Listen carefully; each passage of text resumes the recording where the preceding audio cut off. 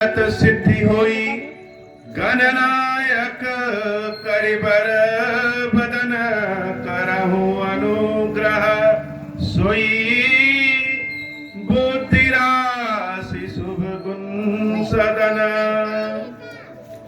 बंदौ गुरु पद पदुम परागा सुरुचि सुबास सरस अनुरागा मंगल भवन अमंगल हारी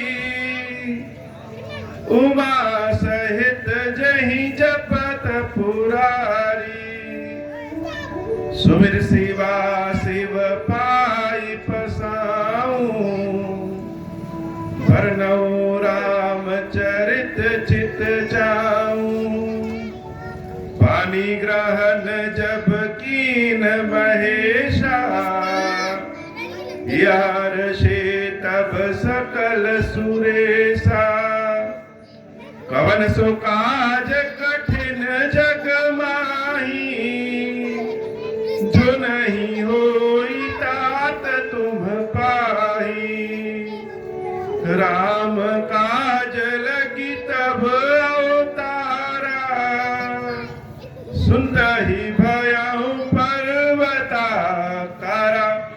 हे महादेव, इस जगत बाबा, इस जीवन बाबा, न कोई कार्य कठिन है, न ही कोई कार्य संभव है भैया। सारे कार्य सरल और संभव हो जाते हैं बाबा, अगर आपकी कृपा हो जाए। सारे लोग बैठ जाएं। राम कथा बैठ करके सुनने में ज्यादा आनंद आएगा। कल हम लोगों ने किस मंत्र को जपने के लिए सुना? ओम श्री राम। कौन सा मंत्र सबको याद है? एक बार सब लोग कैसे कहो मंत्र? ओम श्री राम। हाँ, ये मंत्र सबको याद हो गया। ये मंत्र जपने से क्या होगा?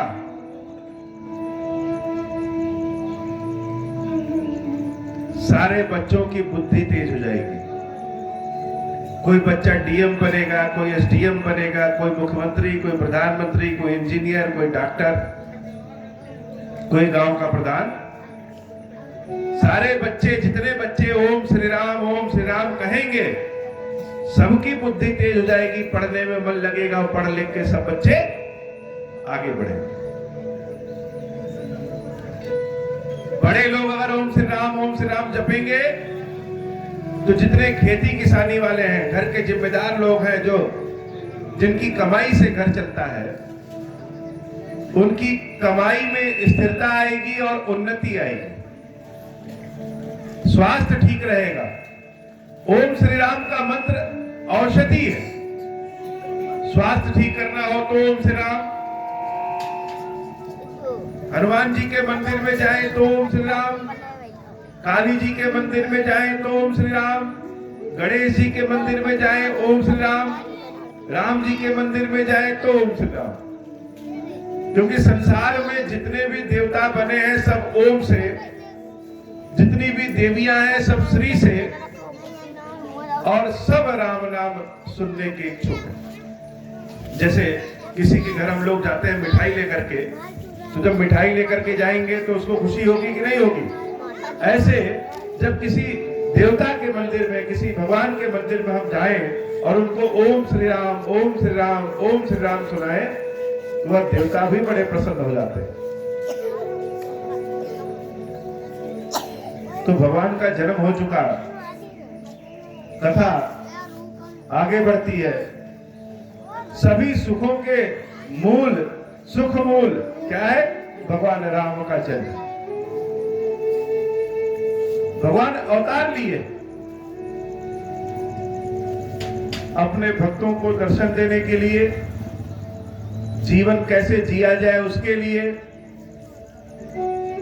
किस प्रकार से अगर कभी विपत्ति आए, संकट आए, तो उस विपत्ति, उस संकट से कैसे बाहर निकले उसके लिए, धर्म की रक्षा के लिए। जाति की जो भेदभाव हमारे समाज में फैला है कि कोई पंडित जी है, कोई ठाकुर साहब है, कोई रावत जी है, कोई वर्मा जी है, इस जाति के भेदभाव को मिटाने के लिए। भगवान सबके हैं, चाहे वह ज्ञानी हो, चाहे वह अज्ञानी हो, चाहे कोई जाति किसी धर्म का। जो भगवान को मानेगा भगवान उसी के। तो तमाम तरह के बाल लीलाएं करते हुए प्रभु श्री राम अपने सभी भाइयों लक्ष्मण जी, भरत जी, शत्रुघ्न जी के साथ खेलते कूदते स्कूल पढ़ने गए, विद्यालय पढ़ने गए और वह सब कुछ किए जो हमारे आपके बच्चे करते हैं। भगवान थोड़े से और बड़े हुए, उनकी अवस्था होगी 15-16 साल की। तब तक एक ऋषि है, ऋषि विश्वामित्र। विश्वामित्र जी बड़े अनोखे ऋषि। लोग कहते हैं कि जो जाति का ब्राह्मण है वही ऋषि बन सकता है, ऐसा नहीं। विश्वामित्र जी जाति के ब्राह्मण नहीं थे, लेकिन ऐसे ही एक बार विश्वामित्र जी को किसी बात पे क्रोध आ गया, कोई बात दिमाग पे चढ़ गई, तो उन्होंने कहा कि आज से भगवान को हम पूजा शुरू करेंगे। और विश्वामित्र जी इतने बड़े ऋषि बने कि हम लोग जो गायत्री मंत्र पढ़ते हैं, ओम भूर्भुवः स्वः तत्सवितुर्वरेण्यं भर्गो देवस्य धीमहि धियो यो नः प्रचोदयात्, वह विश्वामित्र जी की देन। एक बार विश्वामित्र जी की ब्रह्मा जी से लड़ाई हो गई। विश्वामित्र जी इतने बड़े ऋषि थे कि ब्रह्मा जी के संसार को ही उन्होंने चुनौती दे दिया। ब्रह्मा जी से कहे कि आप बनाए हैं गाय, तो हम बना देंगे उससे भी श्रेष्ठ। तो जो हम लोग के घर में भैंस है वो विश्वामित्र जी ने बनाया है। गाय से ज्यादा दूध देती है कि नहीं भैंस? ये विश्वामित्र जी की देन।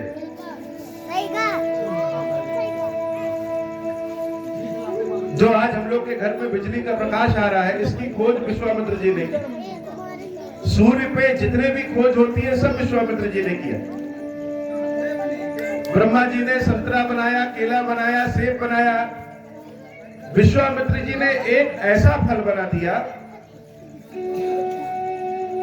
जिसमें सभी फलों के गुण हैं, वह है नारियल।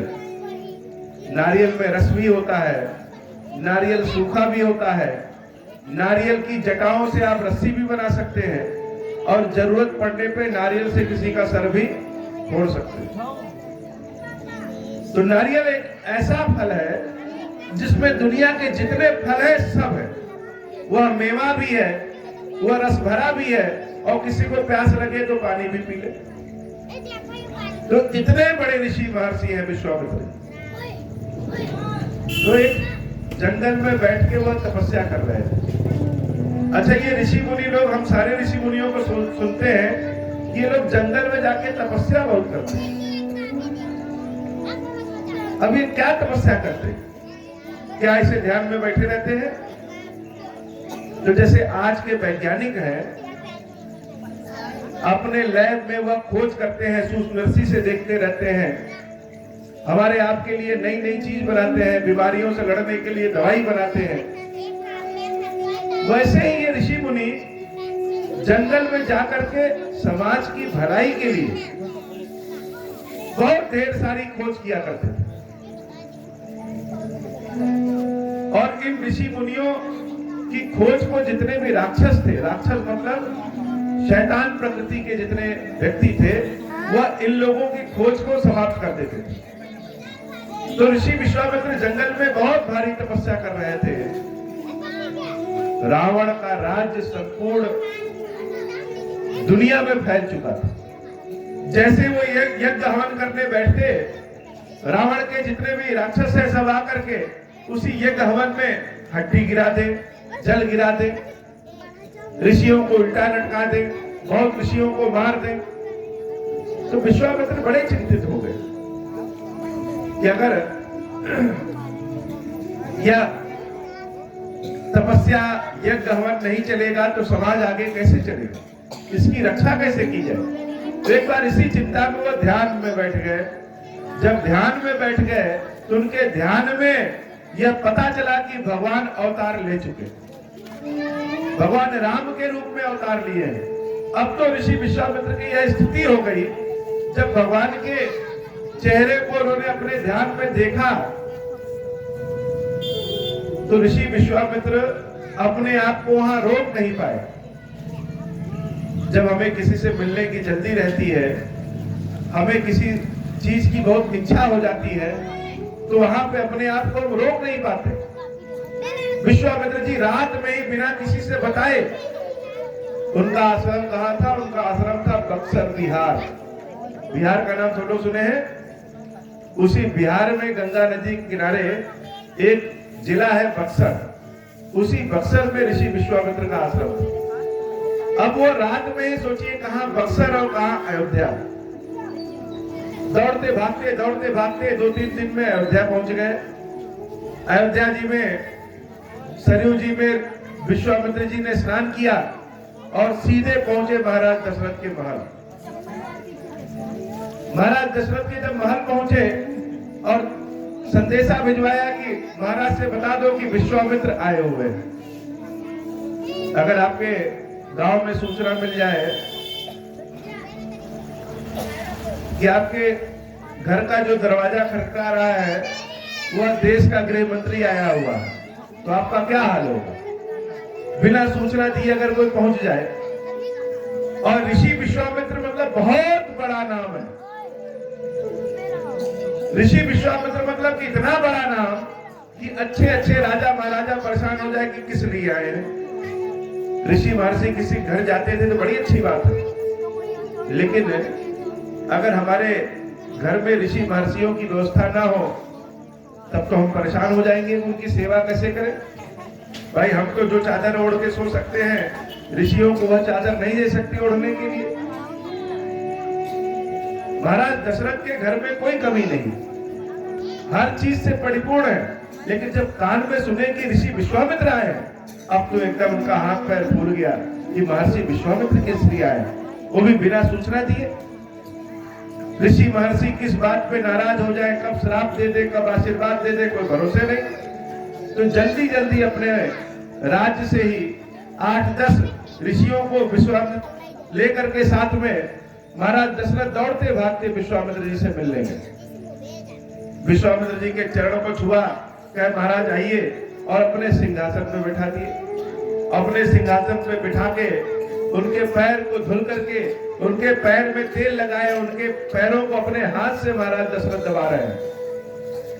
जलपान की व्यवस्था हुई, लेकिन ऋषि विश्वामित्र जी की क्या हाल है? वह तो अपने आंखों से राम को देखना चाहते हैं। जिस सिंहासन पे बैठे हैं, जब कोई जल लेकर के आता तो विश्वामित्र जी को लगता कि शायद राम आ गए। ऐसे एक बार देखते हैं, जब राम नहीं दिखे तो फिर निराश हो गए। और महाराज दशरथ सोच रहे हैं कि इनकी इतनी खातिरदारी कर दे, इनकी इतनी सेवा कर दे कि ऋषि मुनि अगर प्रसन्न हो गए तब तो सब कुछ बढ़िया। भोजन जलपान सब हो गया, लेकिन जिससे मिलने ऋषि आए हैं वह नहीं दिखा। बार बार दरवाजे की ओर विश्वामित्र जी ऐसे देख रहे हैं कि कब राम आ जाए और दर्शन दे दे। राम आ नहीं गए। जब सब कुछ हो गया तब महाराज दशरथ अपने दोनों पुत्रों को, राम जी और लक्ष्मण जी को अपने पास बुलाए। भरत और शत्रुघ्न जी कहीं बाहर गए हुए थे और अपनी रानी देवी कौशल्या, कैकेयी और सुमित्रा को बुलाए।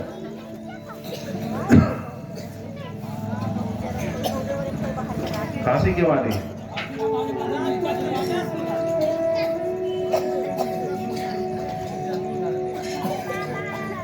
कहाँ मिर्चा इतना तेज है भाई?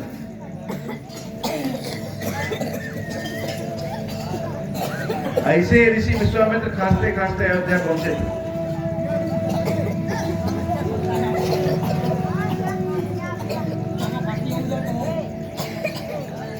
तो जब राम जी और लक्ष्मण जी विश्वामित्र जी से मिलने आए तो विश्वामित्र जब रामचंद्र जी को देखे तो उनका भाव ही बदल गया। जैसे छोटे बच्चे किसी खिलौने को देख करके मोहित हो जाए, छोटे बच्चे किसी गुब्बारे को देख करके रुक जाए कि नहीं हमको यह गुब्बारा लेना है, वैसे ही विश्वामित्र जी की स्थिति हो गई। कोई कह ही नहीं सकता कि यह इतने बड़े ज्ञानी ऋषि हैं। भगवान के रूप को देखने के बाद जब तक अपना मन बच्चों की तरह ना हो जाए तब तक भगवान मिलते नहीं।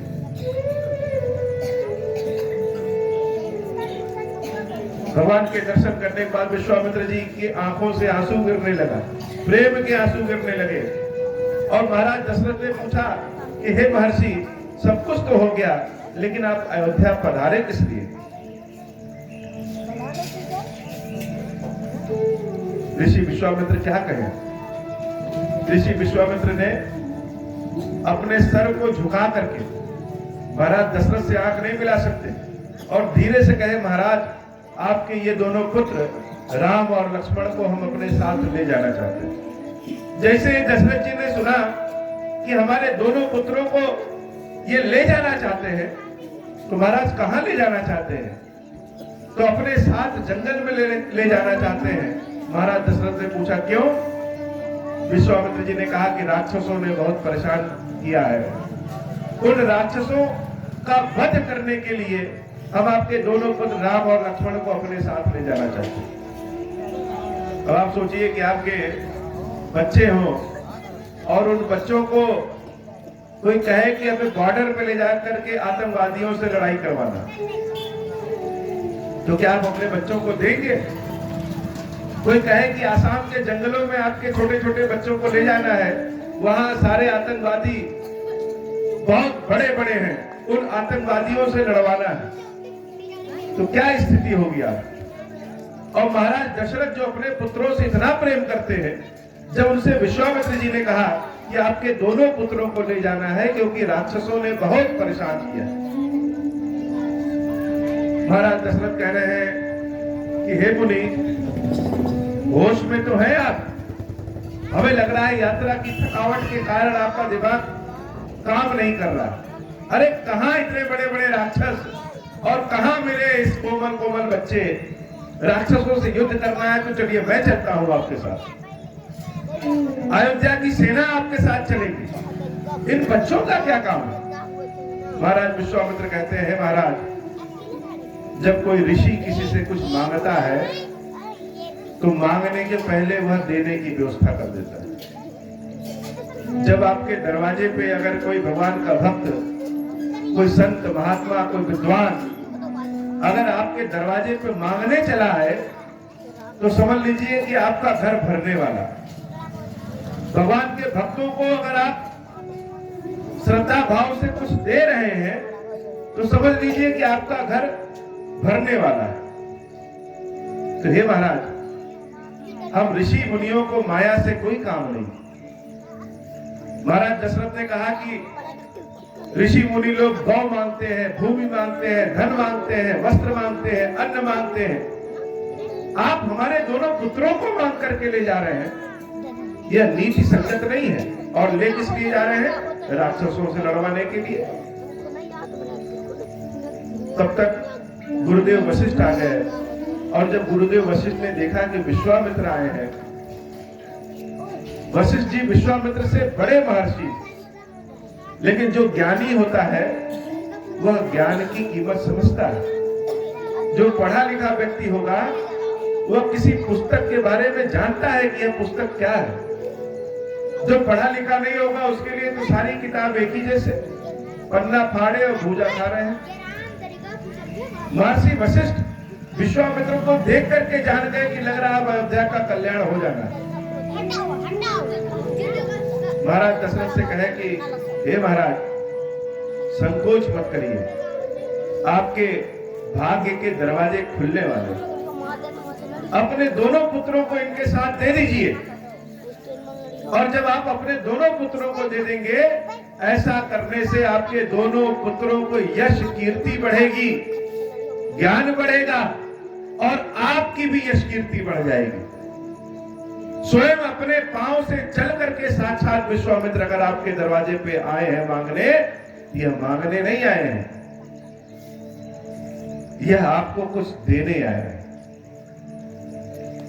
गुरुदेव वशिष्ठ जी के कहने से महाराज दशरथ ने अपने कलेजे पे पत्थर को रख करके राम और लक्ष्मण को विश्वामित्र जी के हवाले कर दिया और हाथ जोड़ करके विश्वामित्र जी से कहे कि हे महाराज, ये हमारे दोनों बच्चे बड़े सुख में पले, राजमहल का सुख और जंगल के सुख में अंतर है। ये हमारे दोनों बच्चे सोने के पात्र में भोजन करने वाले हैं। इनकी शैया एकदम सफेद रंग की बहुत मुलायम होती, और आप इनको जंगल में ले जा रहे हैं। वहां क्या भोजन मिले न मिले, कहां सोने को मिले, और राक्षसों से युद्ध करना है। लेकिन अब गुरुदेव ने कहा है तो हम दे दे रहे हैं। लेकिन आज से जब तक यह वापस हमारे पास नहीं आ जाते हैं, तब तक यह आप ही इनके माता पिता हैं। और विनती है कि हमारे पुत्रों को जैसे ले जा रहे हैं, सकुशल वैसे ले भी आइए।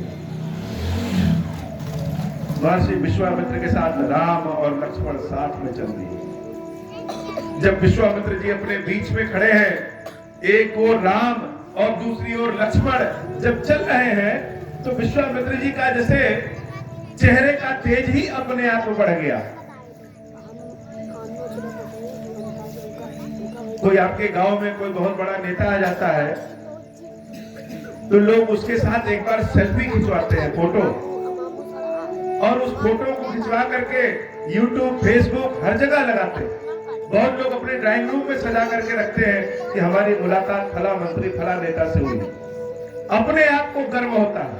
तो जरा सोचिए कि जो अपने दाईं ओर और बाईं ओर भगवान को लेकर के चल रहा है, उसके मन की स्थिति क्या होगी।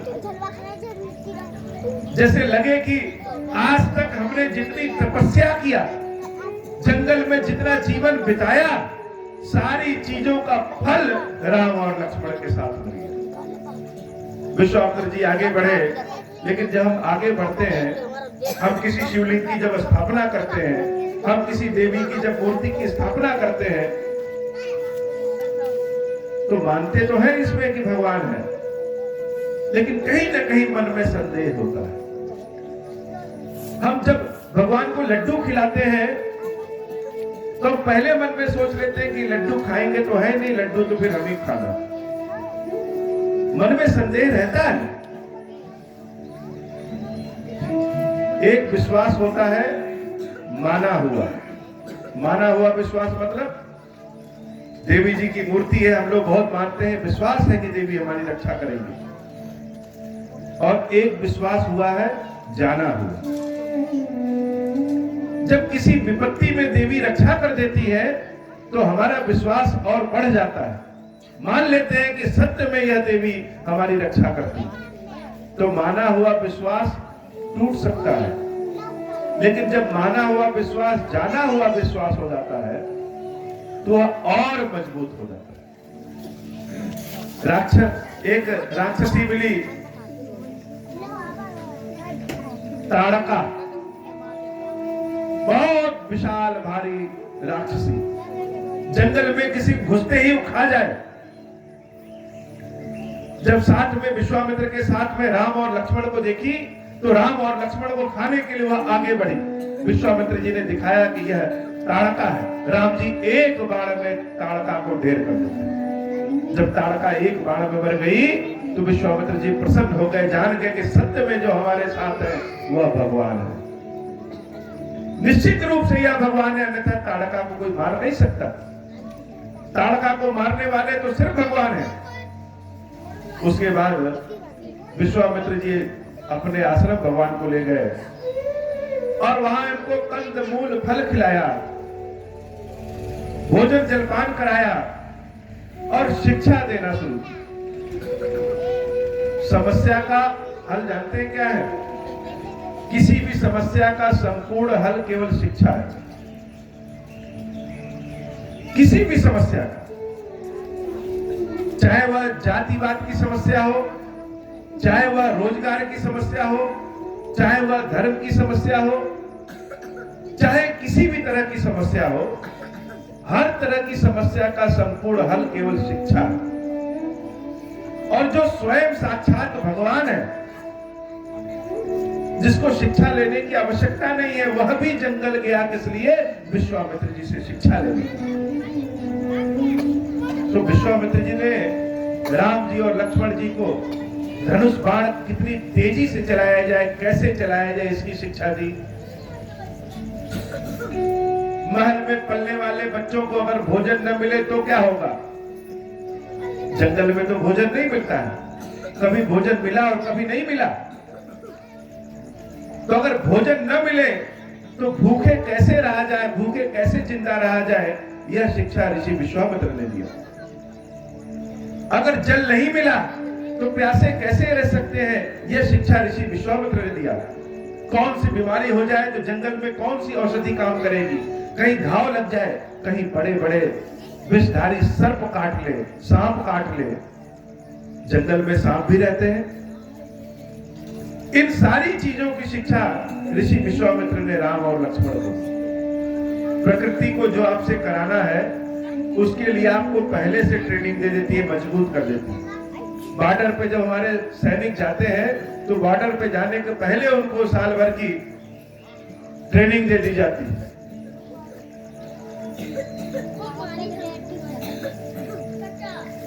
जब सारी शिक्षा विश्वामित्र जी ने राम और लक्ष्मण को दे दिया, अब उसके बाद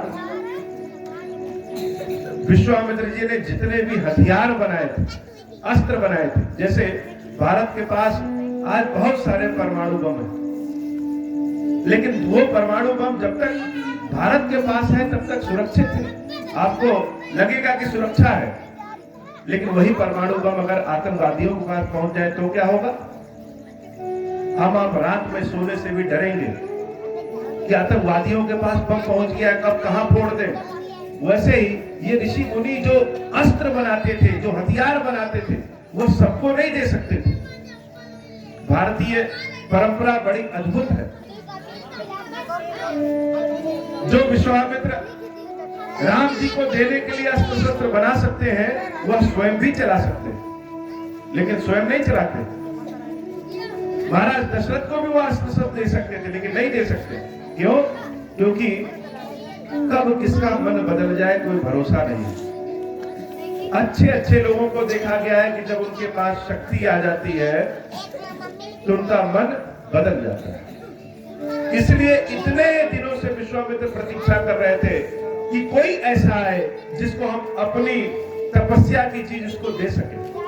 तब राम आए और राम जी को विश्वामित्र जी ने वह सारे अस्त्र सौंप दिए जो उन्होंने अपने जंगल में बनाए थे। जंगल में जीवन चलने लगा, विश्वामित्र यज्ञ हवन करने लगे और रामचंद्र जी ढूंढ ढूंढ करके एक एक राक्षसों का वध करने लगे। लेकिन राम जी को पता है किसको कैसे मारना है। एक राक्षस आया मारीच, मारीच को राम जी ने एक ऐसा बाण मारा जिस बाण में नुकीला नहीं था, फर नहीं होता था।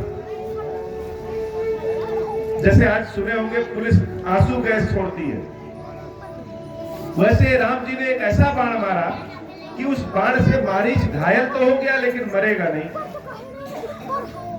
और भाग गया। यज्ञ तपस्या हवन सब बहुत आराम से विश्वामित्र जी ने किया। सुबह सुबह सूरज जब निकलता है चारों ओर पेड़ की छांव से, बीच में से, तो बड़ा सुरम्य वातावरण है। 20-25 सारस पक्षी जो हमारे खेतों में आते हैं, सारस कौ कौ कौ रात में बोलते हैं, वह सारस उड़ते हुए जैसे राम जी जहां है वहां पे आकर के खट बैठ गए। भगवान राम उन सारस को प्रेम करने के लिए गए आगे बढ़ने, पकड़ने, तो वह सारस कह रहे हैं, अरे राम मुझे क्या पकड़ रहे हो, जिसको पकड़ना है वहां जाओ तुम, वो तुम्हारा इंतजार कर रहे हैं। और ऐसा कहकर के चले गए। प्रभु राम को समझ पाते हैं कि क्या कह रहे हैं। तब तक संदेशा आया कि मिथिला में महाराज जनक के यहाँ एक धनुष यज्ञ होने वाला है। धनुष यज्ञ होने वाला है। उस धनुष यज्ञ में जो धनुष को तोड़ेगा वो महाराज जनक की पुत्री सीता से विवाह करेगा। तो सीता तो किसके लिए बनी है? सीता तो राम के लिए बनी है। जब यह सूचना पहुंची तो सबसे पहले मुस्कान किसी के चेहरे पे आई तो राम के चेहरे पे। जैसे लगा कि इतने दिनों तक किसी के इंतजार में थे तो वह सीता के इंतजार में। वो सारे सारस उड़ते हुए गए सीता के पास और देवी सीता ने जब उनको पकड़ना चाहा तो सारस कह रहे हैं कि जानकी मुझे क्या पकड़ रही हो? तुम्हें जिसको पकड़ना है वह आने वाला है। देवी जानकी भी सोच रही है क्या कर रहे हैं। विश्वामित्र जी ने कहा कि हम लोग महाराज जनक के राज्य मिथिला जाएंगे, जनकपुरी जाएंगे उस धनुष यज्ञ को देखने। राम और लक्ष्मण दोनों प्रसन्न हो गए। यह जनकपुरी कहाँ है? जनकपुरी भारत और नेपाल के बॉर्डर पे, या कह लीजिए कि नेपाल में। तो किसी बच्चे से कहिए चलो मेला घूमने जाना है तो पहले खुश हो जाएगा। चलो दिल्ली घूमने जाना है तो और खुश होगा। और कह दीजिए विदेश घूमने जाना है तब तो खुशी में कूदने लगेगा। राम जी को विश्वामित्र जी कहां लेके जा रहे हैं? विदेश लेके जा रहे हैं। राम और लक्ष्मण दोनों प्रसन्न हैं। प्रसन्नता क्यों? तो कुछ ऐसा लग रहा है, कभी कभी कोई जगह, कोई जमीन, कोई क्षेत्र हमको बड़ा प्यारा लगता है। न जाने कौन सा ऐसा रिश्ता उस जगह से, उस क्षेत्र से रहता है कि वहां जाने का मन करता है। जैसे राम को लगा कि जहां जा रहे हैं उस जगह से, उस चीजों से कोई ऐसा रिश्ता है, जैसे कोई बुला रहा है कि हमको वहां जाना है। राम और लक्ष्मण ऋषि विश्वामित्र के साथ और उनके साथ बहुत सारे साधु समाज सब मिथिला जाने लगे।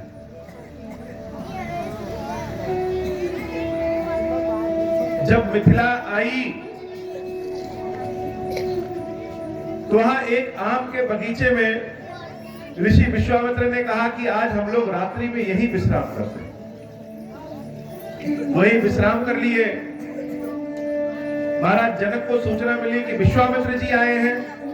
अब तो जनक जी महाराज दौड़ते हुए महाराज विश्वामित्र के पास आए और ऋषि के चरणों को पकड़ा के महाराज यहाँ बगीचे में कहा, आपकी व्यवस्था तो हमने दूसरी जगह कर रखी, वहां चलिए। अभी बातचीत कर रहे हैं, तब तक एक पर्दा हटा करके भीतर कक्ष में राम और लक्ष्मण दोनों प्रवेश करते हैं। जब जनक जी महाराज राम के स्वरूप को, लक्ष्मण जी के रूप को देखते हैं तो देखने के बाद खड़े हो जाते हैं। कुछ लोग ऐसे होते हैं कि अगर वह समाज में आ जाए, 20-25 लोग के बीच में आ जाए तो उनको देख करके लोग अपने स्थान को छोड़ करके खड़े हो जाते हैं। राम जी के स्वरूप को जब जनक जी महाराज देखे तो बिना कुछ सोचे समझे ऐसे खड़े हो गए जैसे साक्षात नारायण का रूप देख लिया। उतने ही प्रेम से राम और लक्ष्मण ने भी जनक जी महाराज को प्रणाम किया। जनक जी विश्वामित्र जी से पूछे कि महाराज यह कौन है? यह किसी ऋषि महर्षि के पुत्र है या किसी और के पुत्र हैं? विश्वामित्र जी मुस्कुराते हुए कह रहे हैं, अयोध्या के राजा महाराज दशरथ के ये दोनों पुत्र हैं और जो गोरे रंग के हैं उनका नाम है लक्ष्मण और जो सांवले रंग के हैं उनका नाम है राम। और यह जो राम है ना, इनके पास बड़ी बुद्धि है। हमारे समस्त यज्ञों को यह राम और लक्ष्मण ने मिलकर के कराया। सारे राक्षसों को भी बंद करके यह भगा दिए। इन राम और लक्ष्मण के सहारे ही हमने संपूर्ण यज्ञ किया। और तो और रास्ते में देवी अहिल्या का एक स्थान पड़ता है। एक ऋषि थे गौतम ऋषि, उनकी पत्नी अहिल्या जो रूप में गुण में बहुत सुंदर थी। किसी बात से अहिल्या से गौतम ऋषि नाराज हो गए और उन्होंने श्राप दे दिया कि अहिल्या तुम्हारी बुद्धि तो पत्थर की तरह है, जड़ है, तो आज से तुम पत्थर बन जाओ। देवी अहिल्या रोने लगी, क्या हमारे पति हमको ऐसा श्राप न दीजिए, हमारे उद्धार का रास्ता बताइए। गौतम ऋषि ने कहा था कि जब त्रेता युग में राम आएंगे, उनके चरणों की जब धूल तुम्हें प्राप्त होगी, तब तुम अपने असली स्वरूप में आओगे। और जब यह राम उन देवी अहिल्या के शिला को जाकर के अपने चरणोसे स्पर्श किए, तो वह पत्थर की अहिल्या स्त्री बन गई। तो हे महाराज, इनके अंदर बहुत गुण है। मान लीजिए ऐसा लग रहा है कि जैसे विश्वामित्र जी यह कहना चाहते हो कि हे महाराज जनक, ये धनुष यज्ञ कहां करा लिए? आपकी पुत्री सीता के लिए सबसे योग्य वर यह राम है। और एक बार तो जनक जी महाराज को भी लग गया कि हमने लग रहा है गलत प्रतिज्ञा ले ली। सीता के लिए सबसे योग्य तो राम है, लेकिन पहले के राजा महाराजा अगर मुख से कुछ बोल दिए तो वही करना। महाराज जनक ने विश्वामित्र जी को, राम जी, लक्ष्मण जी को और बहुत सारे ऋषियों को, साधुओं को एक स्थान पे ले जाकर के ठहरा दिया।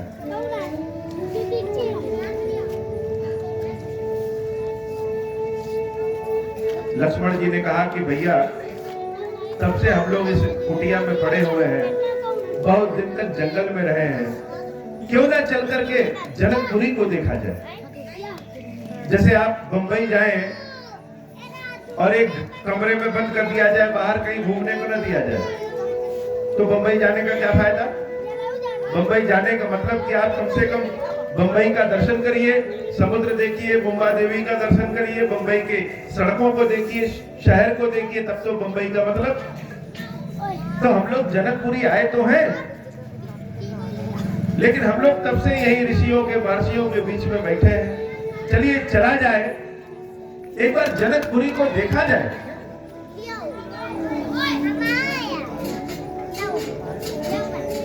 राम जी ने विश्वामित्र जी से आज्ञा लिया और विश्वामित्र जी से कहा कि हे महाराज, ये जो हमारा छोटा भाई है लक्ष्मण, इसका जनकपुरी देखने का मन कर रहा है, तो हम इसको ले जाते हैं, दिखा करके अभी ले आते हैं। राम जी यह नहीं कह रहे हैं कि नहीं, हमारा भी मन कर रहा है घूमने का। अक्सर बड़े लोग छोटे बच्चों के बहाने अपने मन की भी इच्छा पूरी कर लेते हैं। जो बड़े भाई लोग होते हैं वो अपनी बहनों या अपने छोटे भाइयों के बल से अपनी भी इच्छा पूरी कर देते हैं। राम और लक्ष्मण दोनों हाथों में धनुष बाण लेकर के जब जनकपुरी के रास्ते पे निकले, तो सड़क पे जब राम और लक्ष्मण को लोगों ने देखा, रूप, हाथ में धनुष बाण, पीठ में तरकस लगा हुआ, पीतांबर पहने हुए हैं, सर पे मोर पंख है, एक सांवले रंग के और एक गोरे रंग के, दोनों की आंखें बड़ी विशाल हैं। और राम जी कैसे? आजानुभुज। आजानुभुज का मतलब हम सबका हाथ यह हम लोग के जांघे तक आता है, राम जी का हाथ उनके घुटने तक आता था। राम जी अजानुभुज थे, उनके हाथ बड़े लंबे। तो जब मिथिला के लोग, जनकपुरी के लोग राम और लक्ष्मण की सुंदरता को देखते हैं, रूप को देखते हैं, गुण को देखते हैं, तो जैसे देख करके मोहित हो जाए, खो जाए। रूप ही इन दोनों का ऐसा है। और जितने लोगों ने देखा, उन सबके मन में यह इच्छा हुई कि कुछ ऐसा होता कि इनका रूप हमेशा देखने को मिलता। आज तो देख ले रहे हैं, लेकिन आज के बाद चले गए, फिर पता नहीं मिले कि ना मिले। कोई ऐसी व्यवस्था बन जाए कि जब इनको देखने का मन करे तब जाकर के इनको देख लिया जाए। तो ऐसी व्यवस्था क्या हो सकती है? ऐसी व्यवस्था एक ही हो सकती है कि सीता का विवाह राम से हो जाए। अगर सीता का विवाह राम से हो गया तो जब जब यह अपने ससुराल घूमने आएंगे तब तब हम लोग देख सकते हैं, या जब जब हम लोगों को देखने का मन करेगा तो हम सीता के ससुराल पहुंच जाएंगे। सब मन में यही सोचने लगे कि सीता का विवाह राम से हो जाए। बहुत सारी स्त्रियों ने जब राम और लक्ष्मण को देखा तो देखते रह गए। सब अपने छतों पे चढ़ करके राम और लक्ष्मण को देख रही हैं। उसमें से एक ने पूछा, यह है कौन? तो एक ने कहा, यह अयोध्या के राजा दशरथ के पुत्र राम, जो सांवले रंग के हैं वह राम, और जो गोरे रंग के हैं वह लक्ष्मण है। ये देखने में केवल छोटे हैं, कर्म इनके बहुत बड़े बड़े हैं। विश्वामित्र जी के साथ आए हैं और इनके पास जादू है। ये किसी पत्थर को अपने पैर से छूते हैं तो वह स्त्री बन जाती है। सारे लोग अचरज कर रहे हैं और सब मन में यही मना रहे हैं कि सीता का विवाह राम से हो जाए।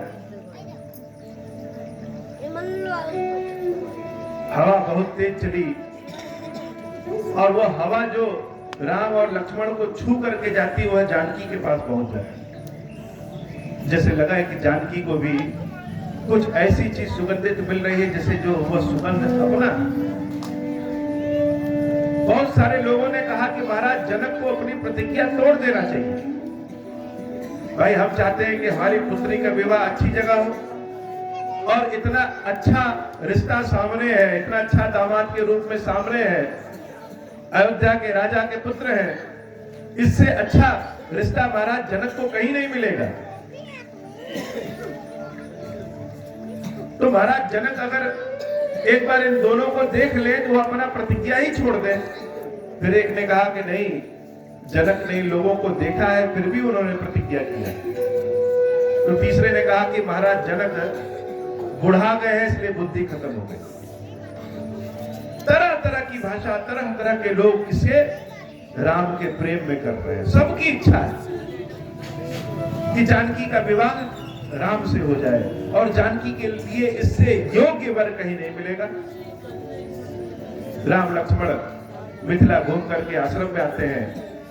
सुबह जब सूर्योदय होता है तो ऋषि विश्वामित्र के पूजन के लिए, पूजा करने के लिए राम और लक्ष्मण पुष्प वाटिका में जाते हैं पुष्प तोड़ने।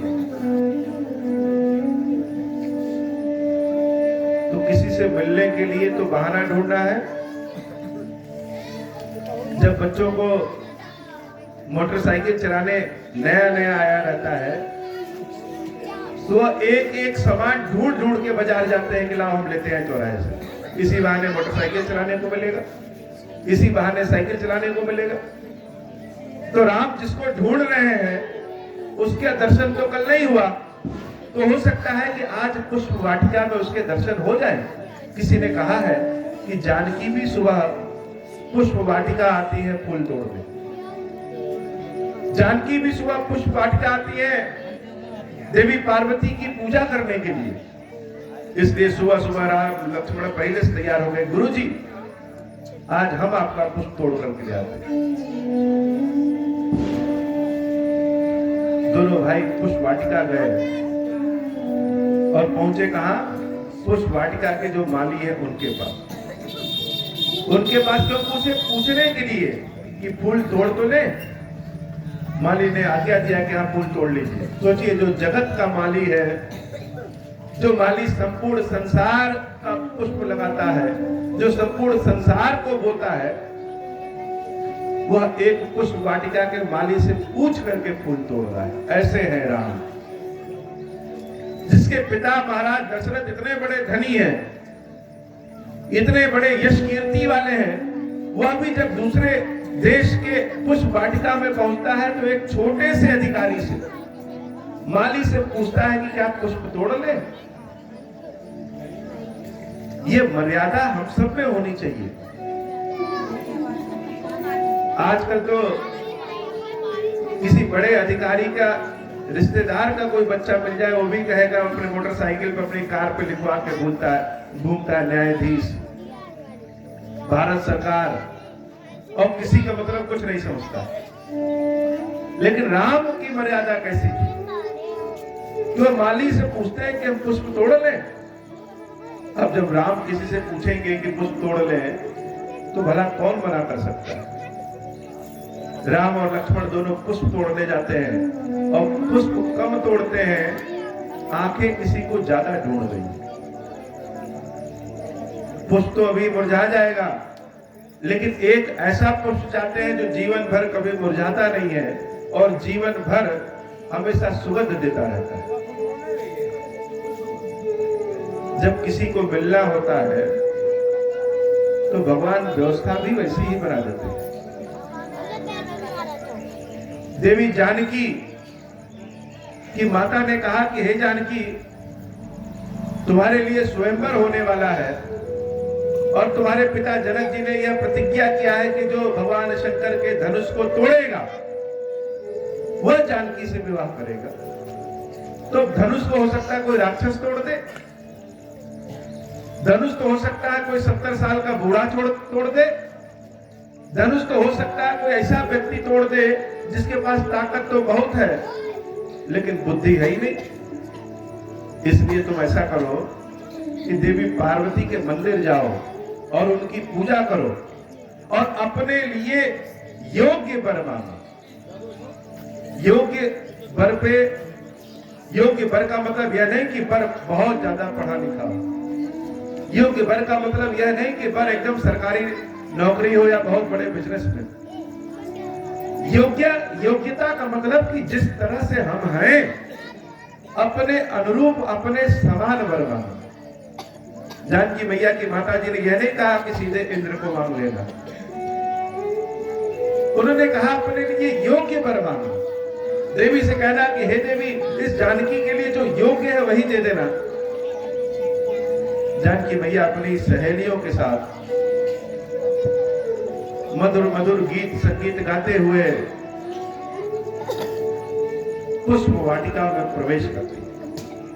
उसी समय जिस समय राम और लक्ष्मण पुष्प तोड़ते रहते हैं, जब पुष्प वाटिका में जानकी प्रवेश करती है तो जो हवा राम की खुशबू, राम का सुगंध लेकर के जानकी के पास पहुंचा था, जैसे लगे कि यह सुगंध तो जानी पहचानी।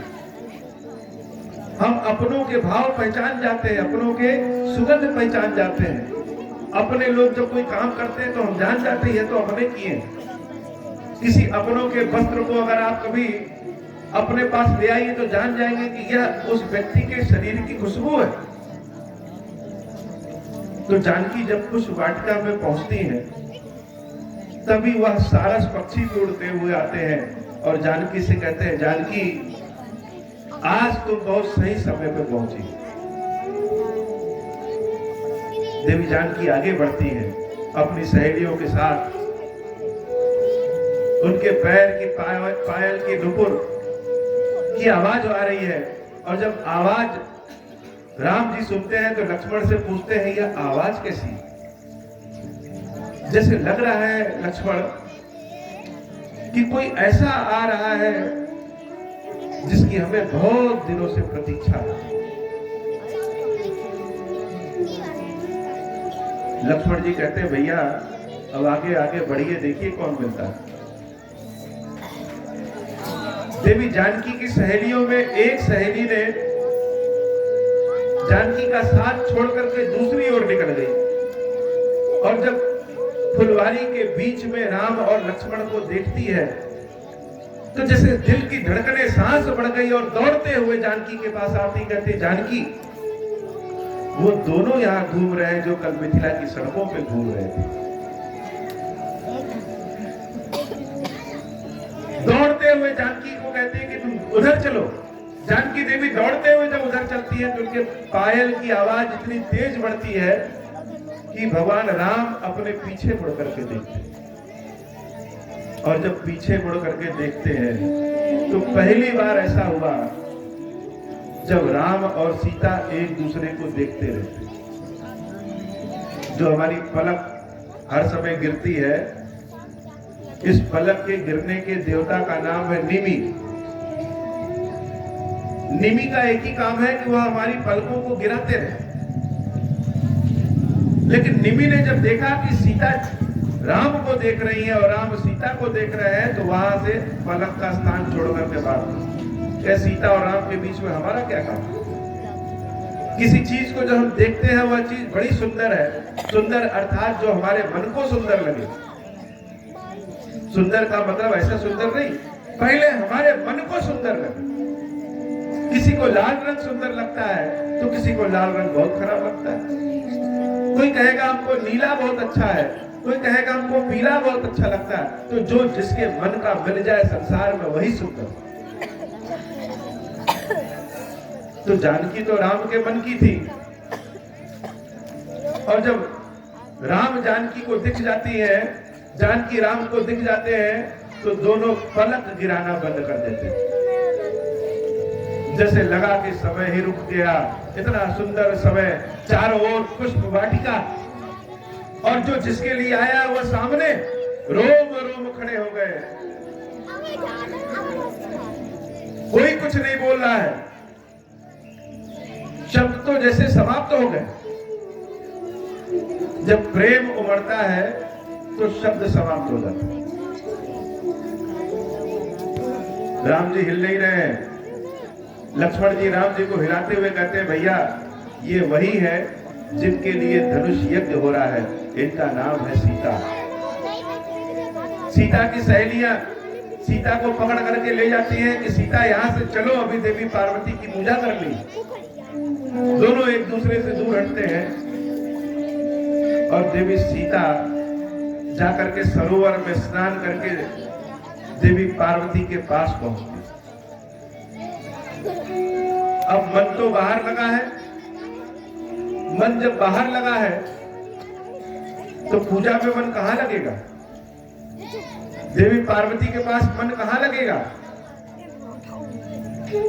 तो एक सहेली कहती है कि ये पार्वती मैया कहीं भाग नहीं रही है, ये यहीं रहेंगी। लेकिन वो दोनों जो राजकुमार है वो भाग जाएंगे, इसलिए जो भाग रहा है पहले जाकर के उसको देख लो। पार्वती माता तो हमेशा यही रहेंगी, कहीं नहीं जाएंगी। जानकी दौड़ करके फिर से राम के पास पहुंचती है और राम को जैसे लगता है किसी बात का इंतजार कर रहे हैं। वैसे तो राम जी चारों ओर धनुष बाण लेकर के घूमते हैं, लेकिन जब पुष्प वाटिका में आए तो धनुष बाण को अपनी कुटिया में छोड़ करके। क्यों? क्योंकि राम हर युद्ध में जीतना चाहते हैं। हम आप हर जगह विजय प्राप्त करना चाहते हैं, लेकिन प्रेम में हार ज्यादा अच्छी होती है। प्रेम में हार जाना ही ज्यादा बढ़िया होता है। किसी भी रिश्ते में अगर सामने वाले से हम प्रेम में हार जाए तो उसको विजय मानी जाए। तो प्रेम में धनुष बाण का क्या काम? इसलिए धनुष बाण को राम पहले ही छोड़ करके चले गए। सीता जब राम को फिर से देखती है तो देखते ही उनको अपने पिता का प्रण याद आ जाता है। जब हमारे आपकी घर की स्त्रियां, लड़कियां जिनको हम संस्कार दिए रहते हैं, कभी मन उनका भटके तो अपने संस्कार याद आ जाते हैं। सीता बहुत मर्यादित है। अगर राम मर्यादित है तो सीता उनसे कम नहीं है। सीता जब राम को बहुत ध्यान से देखती है तो उनको अपने पिता का प्रण याद आ जाता है कि जो धनुष तोड़ेगा उसी का विवाह राम से करेगा, और दुखित होकर के भाग जाते हैं। क्यों? क्योंकि पिता ने जो प्रण किया है भगवान शंकर के धनुष को तोड़ने का, वह धनुष तो बड़ा भारी है, बड़ी कठोर है, और जो मन को अच्छा लग रहा है यह तो बड़ा कोमल है, यह तो धनुष तोड़ ही नहीं पाएगा। और जब यह धनुष नहीं तोड़ पाएंगे तो जानकी फिर राम की हो कहां पाएगी? कुछ कुछ दुख, कुछ दर्द ऐसा है जिसका कोई रास्ता नहीं दिखता है।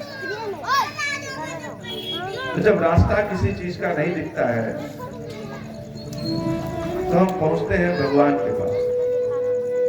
जब तक अपनी बुद्धि काम करती है तब तक भगवान के पास नहीं पहुंचेंगे, लेकिन जब अपनी बुद्धि बंद हो जाए तो हम भगवान के पास पहुंचते हैं।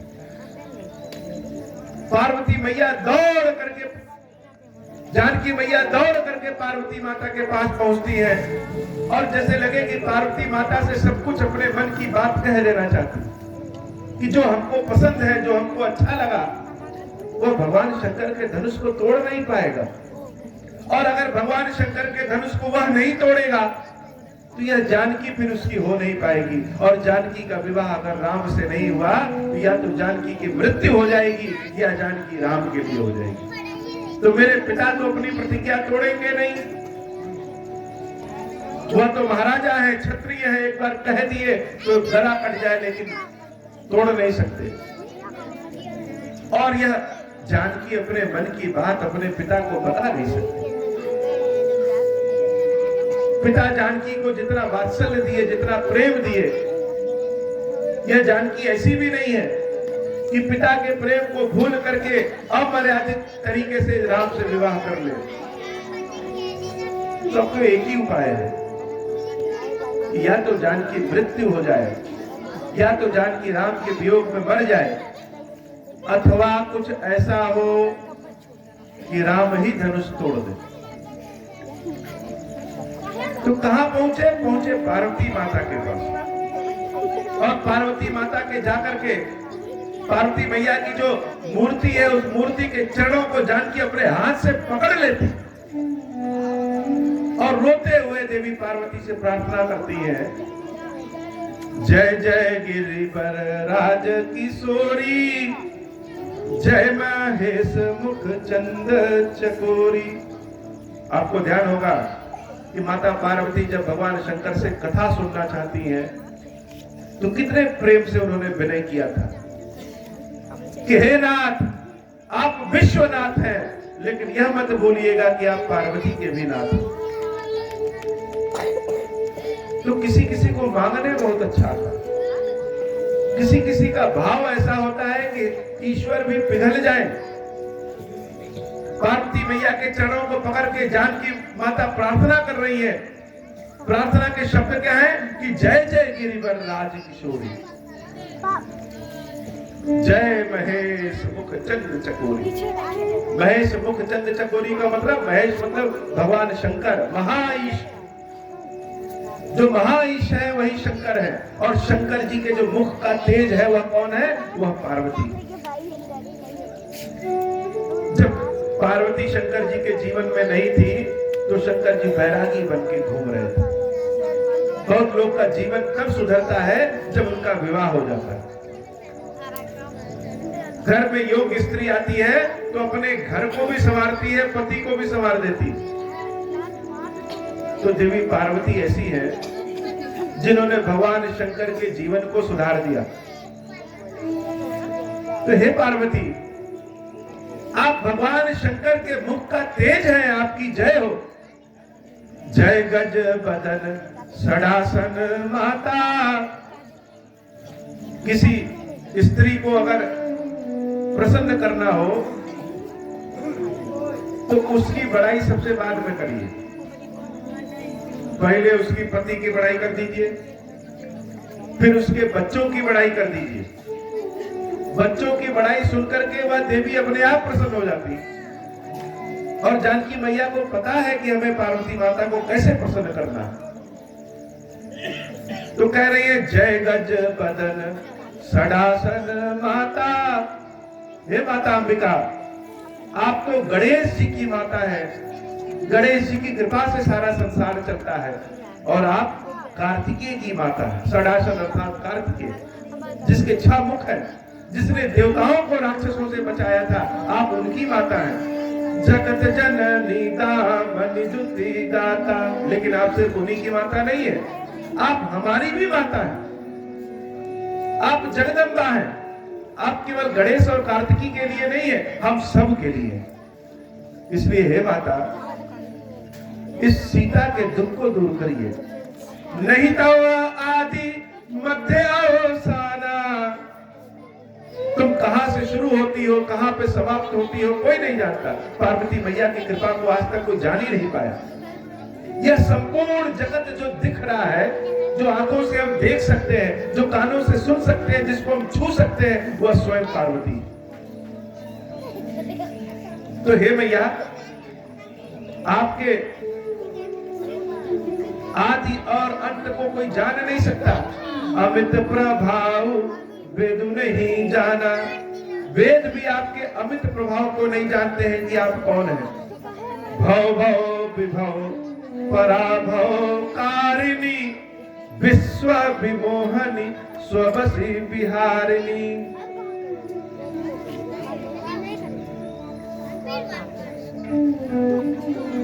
अनामिका जी 21 रुपए का बहुत ही बढ़िया दक्षिणा दिए, और जैसे दिए जितने प्यार से, वो बड़ा अच्छा है। इनके लिए ताली दिया।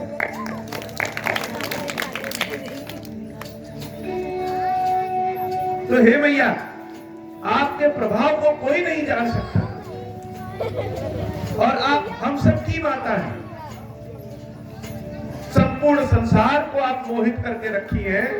इस जानकी पे कृपा करिए।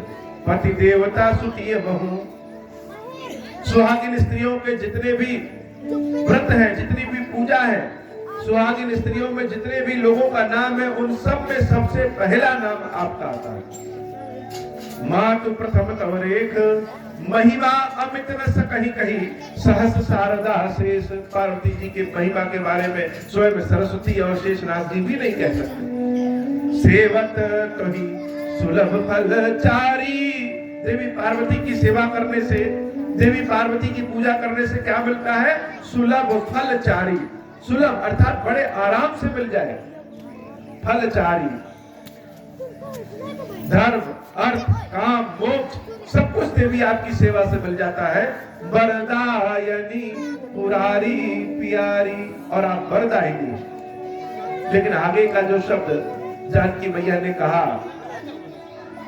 वह शब्द सुन करके जैसे देवी पार्वती एकदम प्रसन्नचित्त हो गई है कि वरदायनी पुरारी प्यारी, आप वरदायनी है, और आप भगवान शंकर की बहुत प्रिया है। भगवान शंकर आपसे बहुत प्रेम करते हैं। अब तो पार्वती मैया जब भगवान शंकर का नाम कानों में सुनी, तो जैसे लगा कि अभी सामने प्रकट हो गए। जानकी माता ने कहा कि हे मैया, मोर मनोरथ जानहु नीके, बसहु सदा उर सब ही के। ये जानकी क्या मांगना चाहती है आप जानती, मेरे हृदय में आप बसती हैं, इसलिए आप जानती हैं कि हम क्या मांगना चाह रहे हैं। हम अपने मुख से कह नहीं सकते। बहुत सारी चीजें हैं भगवान के सामने, आप अपने मुंह से कह दीजिए तो अगल बगल के लोग सुन लेते हैं, तो हम कह नहीं सकते, हम अपने भाव को बता नहीं सकते। मन में बहुत भाव चलता है, बहुत कुछ चलता है, लेकिन उन सभी भावों के लिए हमारे पास शब्द नहीं रहता है। हर आदमी इतना कवि नहीं है, इतना लेखक नहीं है, इतना ज्ञानी नहीं है कि अपने मन के संपूर्ण भावों को भगवान से बता सके। लेकिन भगवान शब्द नहीं सुनते हैं, भगवान भाव सुनते हैं। तो हे देवी, हम क्या कहें? आप तो मेरे हृदय में बसती है, इसलिए हम आपसे कुछ कह दे रहे हैं, और आप सब जानती हैं कि नेउ प्रगट न कारण तेहि, अस कहि चरण गहे बह देहि। इसलिए हम शब्द नहीं कह रहे हैं, लेकिन आप मेरे भाव को जानती हैं कि हमारे मन में क्या है और हम क्या मांगने आए हैं। ऐसा कह करके देवी पार्वती के दोनों चरणों को सीता मैया कस करके पकड़ ले रही। इतना कस करके पकड़ लिया कि जब आंसू गिरने लगे, वह आंसू पार्वती माता के चरणों पे गिर रहे हैं। कभी कभी आप जब मंदिर जाइए, भगवान की पूजा करिए, और जैसे ही प्रतिमा के पास पहुंचिए, तैसे एक फूल नीचे गिर जाता है। तो फूल नीचे गिरेगा तो आपको लगेगा कि अरे भगवान ने हमें प्रसाद दिया। आप उसको उठा करके अपने जेब में रख लेते हैं, प्रसन्न हो जाते हैं। यह हमारे आपके साथ नहीं, यह जानकी माता के साथ भी हुआ है। जब चरणों को पकड़ लिया तो पार्वती मैया इतनी प्रसन्न हो गई, विनय प्रेम बस भई भवानी, खसी माल मूर्ति मुसुकानी। जो पार्वती मैया के गले में जो फूलों का हार था, वो फूलों का हार गिर करके जानकी के गले में गिर जाता है, क्योंकि जानकी तो पार्वती के चरणों में है। जानकी के गले में गिर गया, और जब फूलों का माला जानकी के गले में गिरा तो देवी जानकी बड़ी प्रसन्न हो गई कि पार्वती मैया ने आशीर्वाद दिया। सादर सिया प्रसाद सिर धरेऊ, बोली गौरी हर सुहिय भरेऊ। उस माला को सादर प्रेम पूर्वक जानकी माता अपने पास रखती है, और गौरी माता उस मूर्ति से ही बोलती है, सुन सिया सत्य आशीष हमारी। हे जानकी,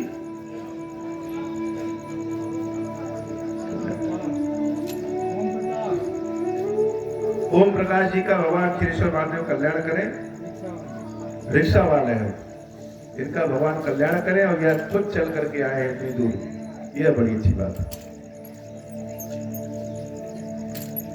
तो देवी पार्वती ने आशीर्वाद दिया कि सुन सिया सत्य आशीष हमारी। हे सीता, यह हमारा सच्चा आशीर्वाद है, इसको सुन लो। पूजा ही मन कामना तुम्हारी, जो तुम्हारे मन में कामना है वह पूर्ण होगी। जैसे इशारों इशारों में जानकी मैया ने अपने मन की कामना पार्वती माता को बताया, वैसे ही पार्वती मैया ने इशारों इशारों में जानकी को अपना आशीर्वाद बता दिया कि जो मन में कामना है वह पूर्ण होगी। नारद वचन सदा सुचि साचा, सुबरु मिली है जाहि मनु राजा। तो कामना क्या है? कामना तो यह है कि राम हमको दूल्हे के रूप में मिल जाए, पति के रूप में प्राप्त हो जाए। देवी पार्वती ने आशीर्वाद किया कि सुबरु मिलहि जाहि मनु राजा। जो तुमको, तुम्हारे मन को प्रिय है, जो तुम्हारे मन को पसंद है, वही वर तुमको मिलेगा, वही दूल्हा तुमको मिलेगा, ऐसा मेरा आशीर्वाद। मनु जाहि राज हो मिली हो सोबरु, सहज सुंदर सावरो।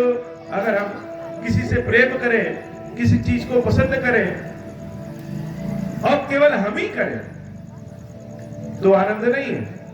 आनंद तो यह है कि जब संबंध दोनों ओर से निभाया जाए। जानकी को यह नहीं पता है कि राम भी उनसे प्रेम करते हैं कि नहीं करते। जानकी तो अपने प्रेम के बारे में पार्वती मैया से कह रही है, लेकिन राम उनको प्रेम करते हैं कि नहीं करते हैं, इस बात का उत्तर नहीं मिला। पार्वती मैया आशीर्वाद देती है और कहती है, मनु जाहि राचे हो मिली हो सोबरु। जो तुम्हारे मन में बहुत अच्छा लग रहा है वही वर मिलेगा। और कौन सा वर मिलेगा? जो सहज है, सुंदर है और सांवले रंग का, जो बहुत सुंदर है, बहुत सहज है। और कैसा? जिसका रंग सांवला है। रंग सांवला किसका? राम का।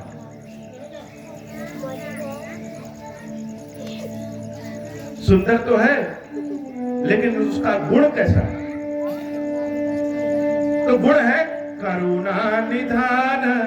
वह बहुत करुणा का निधान है, वह सबके ऊपर दया करता है। ये जो तुम्हारा वर है, ये जो तुम्हारा दूल्हा है, जो तुमको मिलेगा, वह सबके ऊपर कृपा करता है। चलो, कृपा भी कर दिया, दयालु भी है, बुद्धि से कैसा है? देवी पार्वती कहती, करुणा निधान सुजान सीलु। सुजान अर्थात बुद्धि का बहुत तेज है। और किसी के पास बुद्धि बहुत तेज हो लेकिन खुराफाती हो तो? बुद्धि तो बहुत तेज है, लेकिन दिन भर अपनी बुद्धि लगा रहे हैं कि पड़ोसी के घर क्या खरीद के आया है। दिन भर बुद्धि लगा रहे हैं कि हमारे बगल वाले कौन सा नया काम शुरू कर रहे हैं, इनके काम को कैसे खराब करें। लेकिन राम के पास बुद्धि है, और बुद्धि के साथ सील है।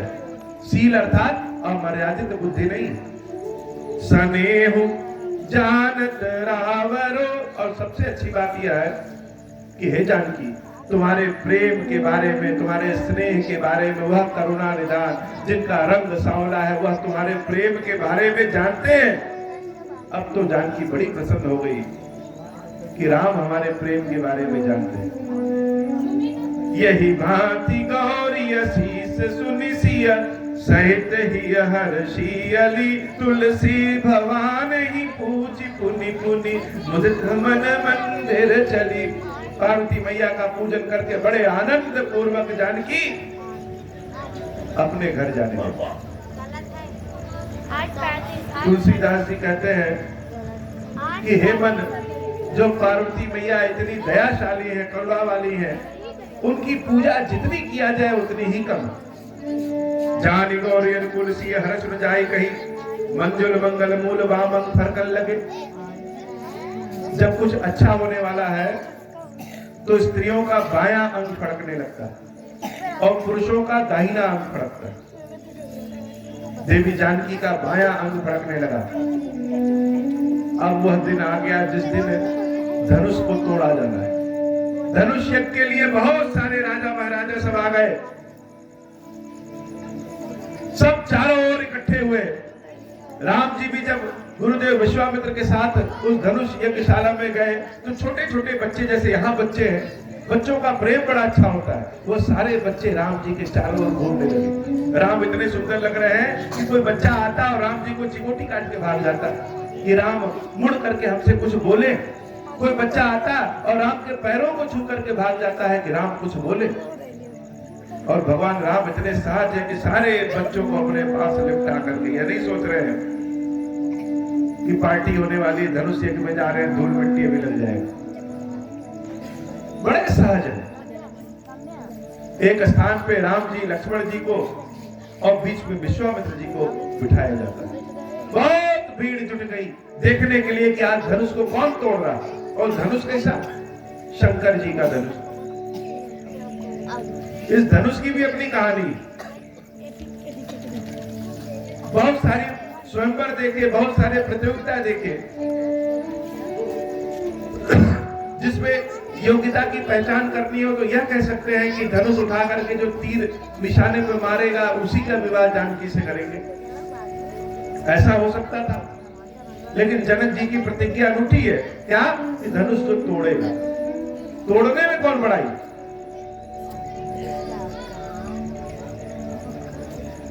अच्छा, धनुष तो है, शंकर जी ने जनक जी को धनुष तो दिया था, लेकिन तीर नहीं दिया था। अब आपके घर बंदूक हो लेकिन उसकी गोली ना मिले तो बंदूक आप क्या करेंगे? अगर बंदूक आपके पास बहुत अच्छी है और उसकी गोली आपके पास न रहे और गोली मिले भी ना, तो ऐसे बंदूक को तो तोड़ना ही है और तो किसी काम का नहीं है। तोड़ करके कबाड़े में बेच दीजिए। तो भगवान शंकर ने धनुष तो दिया है लेकिन बाण नहीं दिया। यह धनुष क्या है? त्रिपुरासुर 3 राक्षस थे जिनको कहते हैं त्रिपुरासुर। त्रिपुरासुर ऐसा राक्षस था जिसको बहुत लोग मारने की कोशिश किए, कोई मार नहीं पाए। भगवान शंकर एक धनुष बनाते हैं जिसका नाम है पिनाक। उस धनुष से त्रिपुरासुर को मार देते हैं। और जब त्रिपुरासुर को मार देते हैं तो धनुष खेल खेल में, हंसी हंसी में शंकर जी से कहता है, बाबा ये बताइए कि लोग तो कहते हैं कि आप मुक्ति देते हैं, राक्षसों को मार के भी मुक्ति दे दिया, अपने सेवकों को भी मुक्त कर देते हैं, किसी को दुख से मुक्त कर दिया, किसी को मोक्ष प्रदान कर दिया। शंकर जी कहते हैं तो लेकिन आप हमको बांध देते हैं।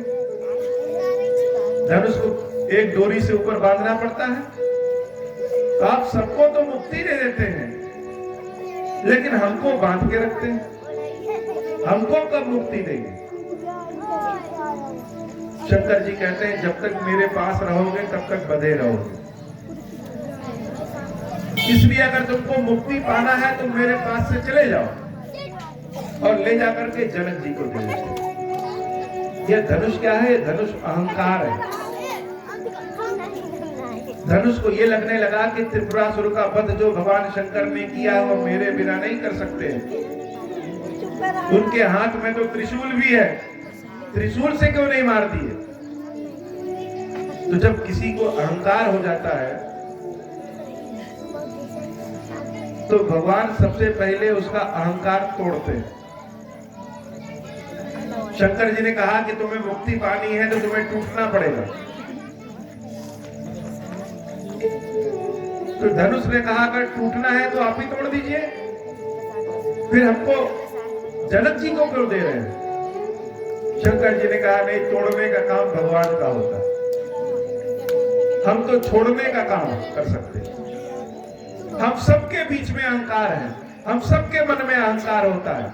हम लोग अहंकार को छोड़ सकते हैं, कोशिश करते हैं छोड़ने का, लेकिन घमंड को तोड़ता कौन है? घमंड को तोड़ते भगवान।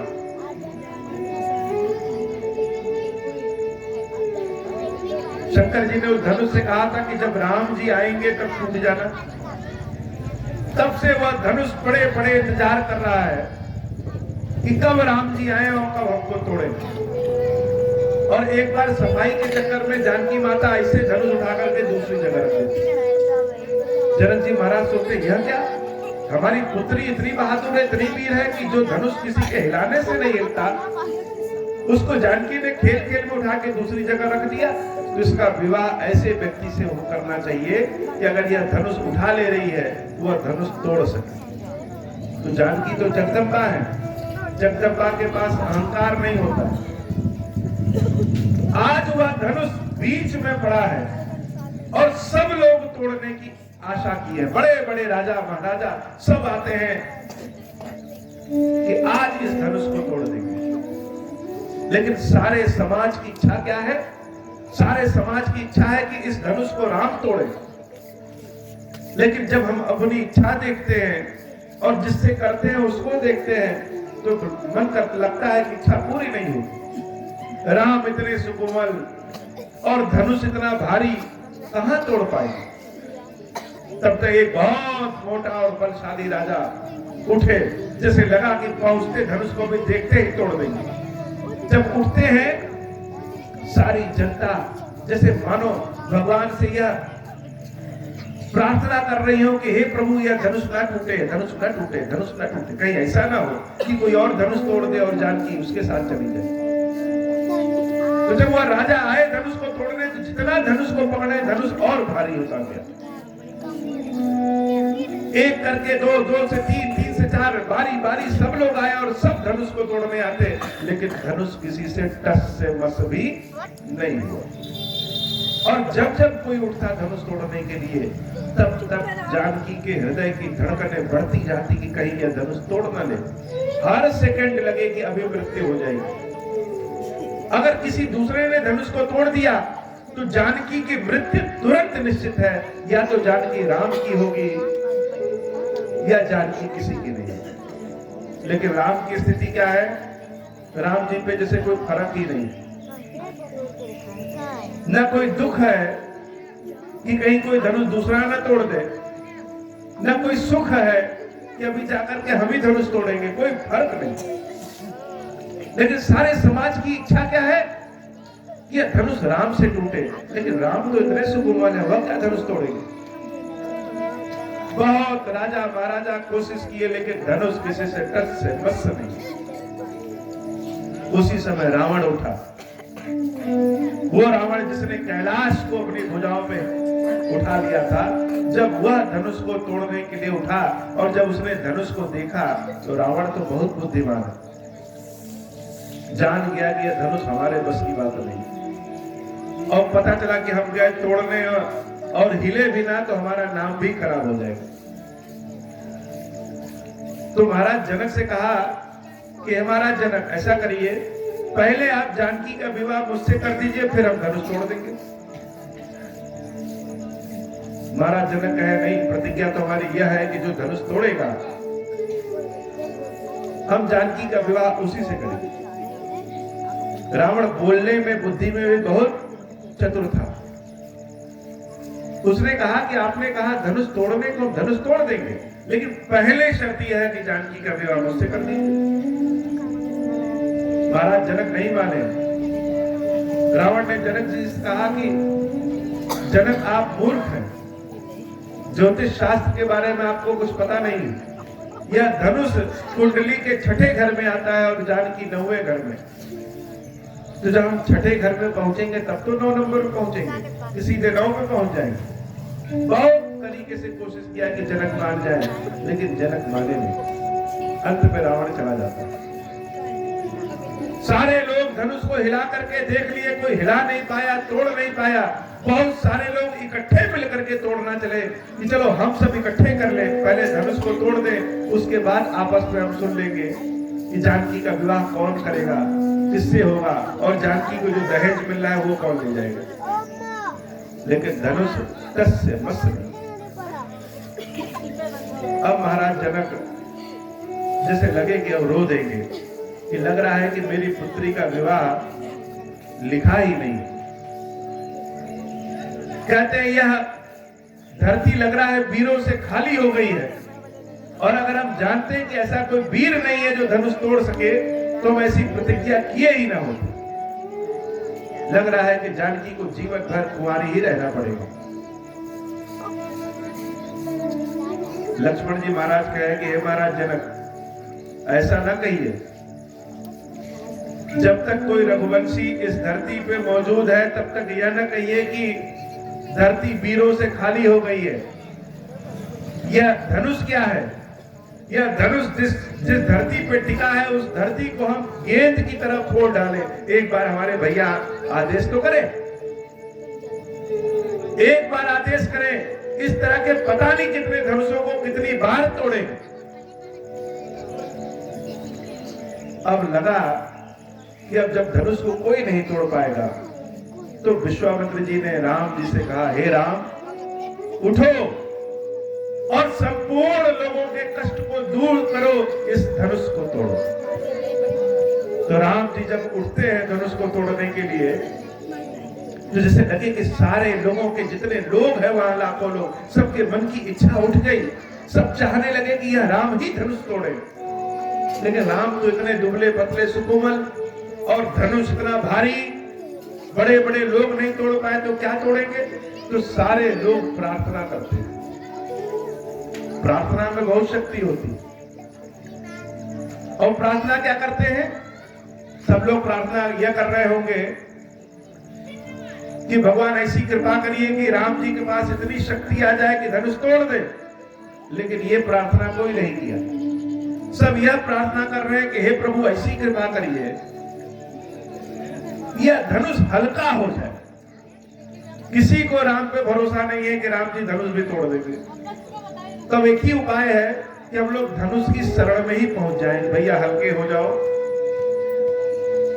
तो अगर हमने जीवन में कोई भी पुण्य का काम किया, कभी भी शंकर जी को जल चढ़ाया, कभी भी भूखे को भोजन कराया, तो ऐसी कृपा करिए कि हमारा पुण्य इस धनुष को मिल जाए और यह धनुष हल्का हो जाए।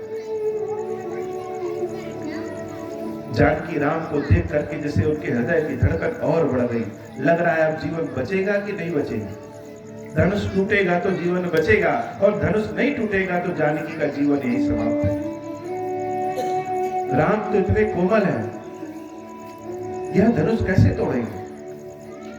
मन में शंका, मन ही मन प्रार्थना कर रही है कि हे गणेश जी, इस जानकी ने आपको बहुत लड्डू खिलाया है, ऐसी कृपा करिए कि यह धनुष हल्का हो जाए। हे शंकर जी, हे पार्वती जी, इस जानकी ने आपको बहुत खीर खिलाया है, बहुत सेवा की है आपकी, ऐसी कृपा करिए कि यह धनुष हल्का हो जाए।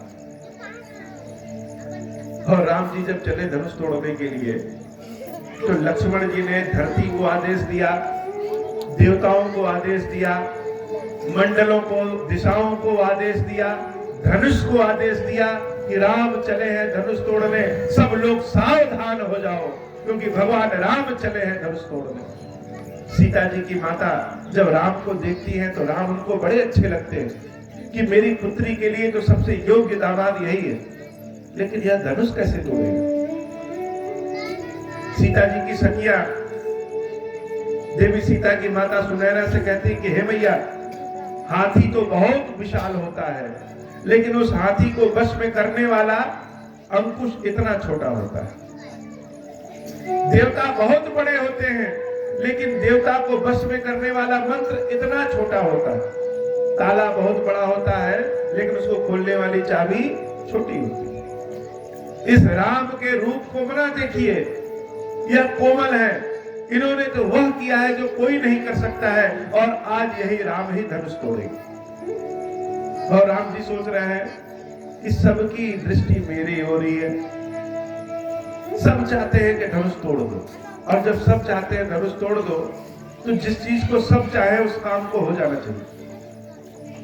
लेकिन का वर्षा जब कृषि सुखा दे, जब खेती सूख जाए तो बारिश से क्या आनंद। इसलिए यही वह समय है जिस समय हमको आगे बढ़कर के धनुष को तोड़ देना चाहिए। का वर्षा सब कृषि सुखाने, समय चूके पुनि का पछताने, अस जिय जान जान की देखी, प्रभु कुल के लखी प्रीति विशेष। राम जी एक दृष्टि जानकी पे डालते हैं और जानकी जैसे एक टक राम को देख रही है, कह रही हो कि हे राम, अगर आज यह धनुष नहीं टूटा तो दोबारा कभी जानकी को देखने की पाओगे ही नहीं। गुरहि प्रणाम मन ही मन कीना, अति लाघव उठाई धनु लीना, दम के उदामिन जिमि जब लयो, पुनि नभ धनु मंडल सम भयो। राम जी विश्वामित्र जी से आदेश मांगते हैं और सीधे धनुष की ओर जाते हैं। एक झटके में धनुष को उठा करके खींच करके बीच में से तोड़ देते हैं। कब धनुष को उठाए, कब दिखाए, कब तोड़ दिए। पूरी जनता जैसे सन्नाटे में शांति में पहुंच गई। यह कब हो गया? यह अचानक से लेट चढ़ावत खैचत अगाड़े, काहू न लखा देखु सब उठाड़े। सब खड़े हो गए, आंख खोले, लेकिन कोई देख नहीं पाया कि राम जी ने धनुष को तोड़ दिया। तही क्षण राम मध्य धनु तोड़ा, बीच में से धनुष तोड़ा हो, किनारे वनारे से नहीं। कोई कहे कि नहीं नहीं तो किनारे से तो क्या नहीं मानेंगे, एकदम बीच में से। तही क्षण राम मध्य धनु तोड़ा, भरे भुवन दुनि घोर कठोरा। चारों ओर बहुत तेजी से आवाज होती है कि राम ने धनुष तोड़ दिया। किसी को भरोसे नहीं कि सत्य में राम ने धनुष तोड़ दिया, सत्य में राम ने धनुष तोड़ दिया। अब तो सब लोग अपने अपने भगवान को कह रहे, भगवान आपकी कृपा ने धनुष तोड़ा है। अरे हम ही तो प्रार्थना किए थे, हम ही तो जल चढ़ाए थे, हम ही तो लड्डू खिलाए थे, हमें तो यज्ञ हवन सब किए थे। हमने ही भगवान से कहा था कि हमारे पुण्यों को ले लो, लेकिन इस धनुष को तोड़ दो। कोई महल बना हो और उस महल में आप भी 10 टूक ईंटा ले जाके लगा दीजिए, तो आप कहेंगे ना कि यह महल हमारे ईंटे से बना। कोई कार्य ऐसा हो जिस कार्य में आप भी सहयोग किए हो, 100 रुपए का ही सहयोग है, 1 रुपए का भी सहयोग है, लेकिन आप कहेंगे ना कि यह हमारे सहयोग से हुआ। सारे लोगों का विश्वास भगवान पे और बढ़ गया कि हमने जितनी भी पूजा पाठ किया उसकी कृपा ऐसी रही कि धनुष टूट गया। चारों ओर बड़े आनंद का वातावरण हो गया, सब लोग प्रसन्न हो गए, जिसको देखो वही प्रसन्न। लेकिन विश्वास किसी को नहीं हो रहा, ये टूटा कैसे? जो लोग हिला नहीं पा रहे थे वह आज धनुष तोड़ दिया। बोलिए सियावर रामचंद्र जी की, बोलिए सियावर रामचंद्र जी की, बोलिए सियावर रामचंद्र जी की। राम कथा को सुनने का असली आनंद तब है जब आप सोचिए कि उस धनुष यज्ञ में आप भी बैठे हैं और आप भी एक हैं जो प्रार्थना कर रहे हैं कि हे भगवान, बहुत दूध चढ़ाए हैं आपको, बहुत दिया जलाए हैं आपके लिए, ऐसी कृपा करो कि धनुष टूट जाए। और आपकी प्रार्थना भगवान ने सुना और धनुष टूट गया। राम कथा सुनने का असली आनंद तब है जब आप ध्यान में पहुंच जाइए उस जगह पे, आंखों को अपने बंद करिए और सोचिए कि रामचंद्र जी जो बड़े सुकोमल सुंदर हैं, वह धनुष को तोड़ करके सबको दिखा रहे हैं और जानकी बगल में खड़ी है। वह आनंद कैसा होगा? राम कथा को सुनने का आनंद तभी है जब आप खुद को राम से जोड़ लीजिए। हम लोगों ने अनेकों बार जन्म लिया है और अनेकों बार मृत्यु को प्राप्त की है। कोई एक जन्म ऐसा होगा जिस जन्म में राम और सीता साथ में होंगे तो हम भी होंगे। कोई एक जन्म होगा कि जब राम ऐसे जा रहे होंगे, धनुष तोड़ करके दिखा रहे हैं, तो उसमें सबसे आगे बैठने वाले हम भी होंगे। तब राम कथा का आनंद है। राम कथा को सुन लेना, देख लेना, तब तक आनंद में नहीं होगा जब तक आप खुद को राम से न जोड़ लीजिए। यह राम कथा का असली आनंद तब है जब आप घर पे जाकर के ध्यान में करेंगे, रात्रि में बिस्तर पे सोएंगे, आंखें बंद करेंगे और नींद में, सपने में या प्रार्थना में सोचेंगे कि सत्य में कितना सुंदर समय होगा कि जब रामचंद्र जी धनुष तोड़े होंगे और सीता बगल में खड़ी है, वहीं बगल में आप भी। चारों ओर खबर फैल गई कि धनुष टूट गया, धनुष टूट गया। बहुत से राजा सब इकट्ठे हो गए जो चाहते थे जानकी से हम विवाह करेंगे, सब एकजुट हो गए और कहे कि धनुष टूट गया तो क्या हुआ, जानकी को हम जाने नहीं देंगे, राम को भी मारेंगे, लक्ष्मण को भी मारेंगे और इस जनक का भी वध कर देंगे और जानकी को लेकर के चले जाएंगे। सब इकट्ठे हो गए, ऐसे कैसे जानकी को लेके जाएंगे। तब तक एक चमत्कार हो गया। जिंदगी में कभी कभी विपत्ति आती है तो लगता तो है कि ये विपत्ति है, लेकिन वो विपत्ति नहीं, वह संपत्ति बन जाती है। आपके सर में दर्द होता रहे और अचानक से घुटने में चोट लग गई तो सर का दर्द याद रहेगा क्या? तब तो घुटना पकड़ के बैठ जाएंगे। तो हुआ क्या कि उसी समय एक लंबे चौड़े गौरवर्ण के 7 फुट लंबे, हाथ में, दाहिने हाथ में फरसा लेकर के, बाएं हाथ में धनुष टांगे हुए, पीठ पे तरकस लगाए हुए, बड़ी बड़ी जटाएं लिए हुए, एकदम से क्रोध के बेस में आंखें जैसे लाल लाल होकर के बाहर निकल जाएंगी, उस जनक जी की सभा में प्रवेश करते। उनका नाम है परशुराम। वह जाति से तो ऋषि हैं, ब्राह्मण हैं, लेकिन वेशभूषा से जैसे क्षत्रिय है कि फरसे से लेकर के भी सबको काट देंगे। भगवान शंकर के परम भक्त, जिनको कहा जाता है कि गणेश जी का दांत उन्होंने तोड़ दिया था। राज राजेश्वर सहस्त्रार्जुन श्री राज शंकर, जिसके पास 1000 भुजाएं थी, उन 1000 भुजाओं को परशुराम जी ने अपने फरसे से काट दिया। 21 बार क्षत्रियों का नाश उन्होंने किया। बहुत सारे क्षत्रियों ने अपनी जाति को बदल दिया परशुराम जी का नाम लेकर। आज के समय में जायसवाल, ठठेरा, कुशवाहा, ये सब जितने भी जाति के लोग हैं, सब क्षत्रिय किसी जमाने में थे। सब परशुराम जी के भय के कारण तीर धनुष को किनारे फेंक करके अपनी जाति ही बदल दी। 21 बार उन्होंने संपूर्ण समूची पृथ्वी को राजाओं से विहीन कर दिया।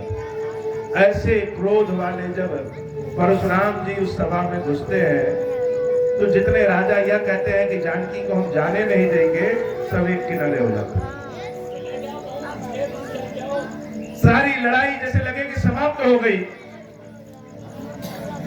और परशुराम जी जब घूम करके देख रहे हैं और देख रहे हैं जमीन पे टूटा हुआ धनुष गिरा हुआ, उस धनुष को उठाते हैं और जनक जी से कहते हैं, रे मूर्ख जनक, मूर्ख क्यों? शंकर जी का धनुष, शंकर जी की एक एक चीज इतनी अच्छी पवित्र होती है कि लोग अपने घर में रखते हैं, और भगवान शंकर ने तुमको धनुष दिया, तुमने तोड़ दिया। बताओ किसने तोड़ा? बता दो, नहीं तो सभा में जितने लोग हैं सबका गला काट देंगे। अब तो जनक जी सोचे और बड़ी दिक्कत आ गई। अभी तक दिक्कत थी कि धनुष टूट नहीं रहा था, और अब दिक्कत आ गई कि धनुष टूट गया।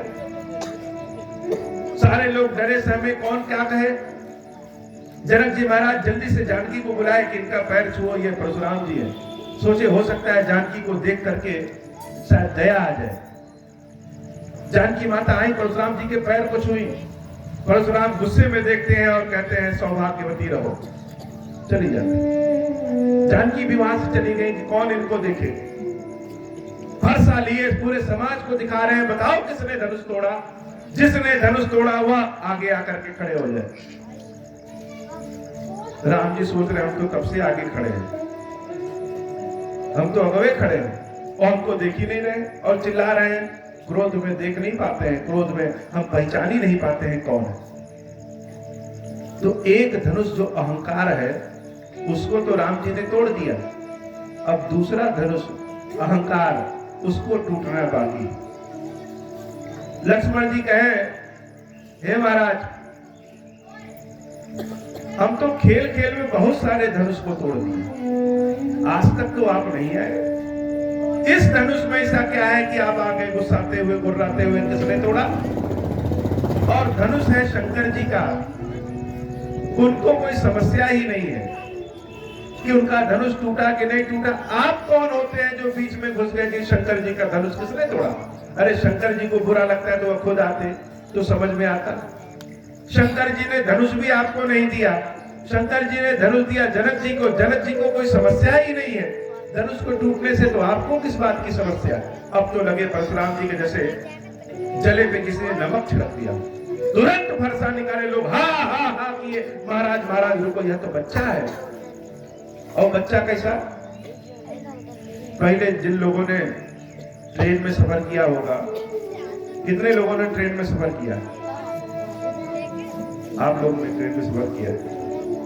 किसी बच्चे को लेकर के ट्रेन में जब सफर करिए और बच्चा मान लीजिए है 10 साल का, उसका आधा टिकट लगना है, तो आप उसको दबा करके बैठा देते हैं, टीटी आएगा तो बता देना 6 साल से, तो 6 साल का जब रहेगा तो टिकट नहीं लगेगा। तो वैसे बच्चा खड़ा हो जाए तो 10 क्या 14 साल का लग जाए, इतना लंबा चौड़ा है। लेकिन ट्रेन में आप उसको दबाए हैं कि दबे बैठे रहो, ऐसे टीटी आएगा बता देना 6 साल का, टीटी आता है तो आप बताते हैं 6 साल का। टीटी कहता है इतना बड़ा बच्चा है 6 साल का कैसे? तब आप कहते हैं वो दूध ज्यादा पीता है इसलिए लंबा हो गया। तो जब परशुराम जी फरसा उठाए लक्ष्मण जी को मारने, तब हा हा किए, महाराज महाराज यह तो दुधमुहा बच्चा है, ये तो दुधमुहा बच्चा है, इसको काहे मार रहे हैं? परशुराम जी शांत हुए। तब तक लक्ष्मण जी कहते हैं, महाराज हम कोई कोहड़े की बतिया नहीं है कि उंगली दिखा दिए तो सूख जाएंगे, ये आपके फरसे और से नहीं डरते हैं। अब तो परशुराम जी को लगा कि अब अभी काट देंगे, बार बार फरसा दिखाएं, विश्वामित्र इसको समझा लो, शायद यह हमको नहीं जानता है कि मैं कौन, बताओ मेरे बारे में कि मैं कौन हूं। इसी फरसे से 21 बार क्षत्रियों का हमने वध किया है। राम जी कहते हैं, महाराज छोड़ दीजिए इसको, यह बच्चा है और बड़े छोटों को क्षमा कर देते हैं। तो बताओ किसने धनुष तोड़ा? राम जी कहते हैं, आप ही का कोई सेवक होगा, और कौन धनुष तोड़ सकता है? जिसके ऊपर आपकी कृपा होगी वही धनुष तोड़ेगा। परशुराम जी कहते हैं, राम दिखने में तो तुम बहुत सीधे हो, लेकिन तुम अपने भाई से भी ज्यादा टेढ़े हो। पहली बार कोई मिला जो राम को कहे कि यह टेढ़ा है। राम जी मनी मन हंस रहे हैं, खुद इतने बड़े टेढ़े और हमको कह रहे हैं कि हम टेढ़े हैं। हर बात पे फरसा दिखाने लगते हैं, जब देखो तुरंत फरसा। लक्ष्मण जी कहे, महाराज आप कोई भी हो, लेकिन ब्राह्मण के भेष में आते तो आपके चरण पकड़ लेते, आप तो फरसा लिए घूम रहे हैं तो आपके चरण कैसे पकड़े? परशुराम जी और क्रोधित हो गए कि अभी काट देंगे। यह परशुराम क्या है? यह परशुराम जी भगवान के अवतार है, लेकिन अहंकार किसी को हो सकता है। 2 लोग जिनके आगे राम है वो बड़े प्रसिद्ध हैं, लेकिन उन राम के साथ साथ उनका नाम कुछ और है। त्रेता युग में परशुराम, परशुराम मतलब जो फरसे को धारण करे वह परशुराम, और द्वापर युग में कृष्ण के साथ बलराम, जो बल बहुत धारण करे। बलराम जी हर जगह खेत जोतने वाला हल लेके घूमते थे, वो इतने बलशाली थे कि हल अकेले उठा। तो राम तो है, लेकिन उनकी विशेषता क्या है? उनकी विशेषता हल है। परशुराम जी भी राम है, लेकिन उनकी विशेषता क्या है? उनकी विशेषता फरसा है, वो पहचाने सिर्फ फरसे के लिए जाते हैं। लेकिन राम जी क्या है? उनकी विशेषता फरसा नहीं है। राम जी तो धनुष लेकर के घूमते हैं, इस तरह से उनका नाम धनुष राम होना चाहिए, लेकिन राम का नाम राम है। राम जी परशुराम जी से कहते हैं, हे महाराज हर क्षेत्र में हम आपसे छोटे हैं, जाति में भी आपसे छोटे, आयु में भी आपसे छोटे, ज्ञान में भी आपसे छोटे, और तो और आप परशुराम है और हम राम है, 2 अक्षर का हमारा नाम। हमारे अंदर इतनी शक्ति कहां? और जब परशुराम जी को ध्यान से देखते हैं तो परशुराम जी की जैसे बुद्धि खुल जाती है कि जिससे हम बात कर रहे हैं यह तो कोई और है।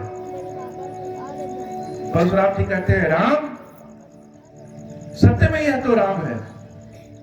राम, जरा मेरे धनुष को पकड़ो। तो राम जी जब परशुराम जी के धनुष को पकड़ने जाते हैं तो धनुष अपने आप कूद के राम के पास चला जाता है। अब तो जैसे परशुराम जी की बुद्धि खुल गई।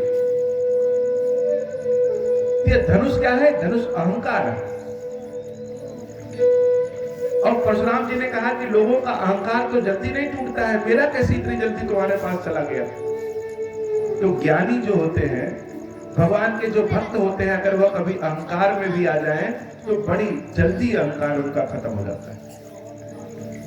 जैसे जो दिमाग के बहुत तेज बच्चे होते हैं, उनको कोई चीज तुरंत पढ़ाइए तो तुरंत याद हो जाता है, और जिन बच्चों का बहुत तेज दिमाग नहीं, उनको कई बार पढ़ाइए तब भी समझ में नहीं आता है। तो परशुराम जी तो ज्ञानी है, इसलिए तुरंत उनका धनुष अहंकार राम के पास चला गया। परशुराम जी जान गए कि यह राम है और राम को प्रणाम करते हैं कि आज से तुम ही राम हो। वहां परशुराम का भी अहंकार टूट गया, तो राम जी ने केवल एक धनुष नहीं, 2 धनुष तोड़े। और जब परशुराम जी चले जाते हैं तब सबके सांस में सांस आती है, यह राम तो वाकई में बहुत कमाल के हैं, जादूगर है। आज तक किसी ने परशुराम को शांत नहीं कर पाया, यह राम तो खेल खेल में शांत कर दिए।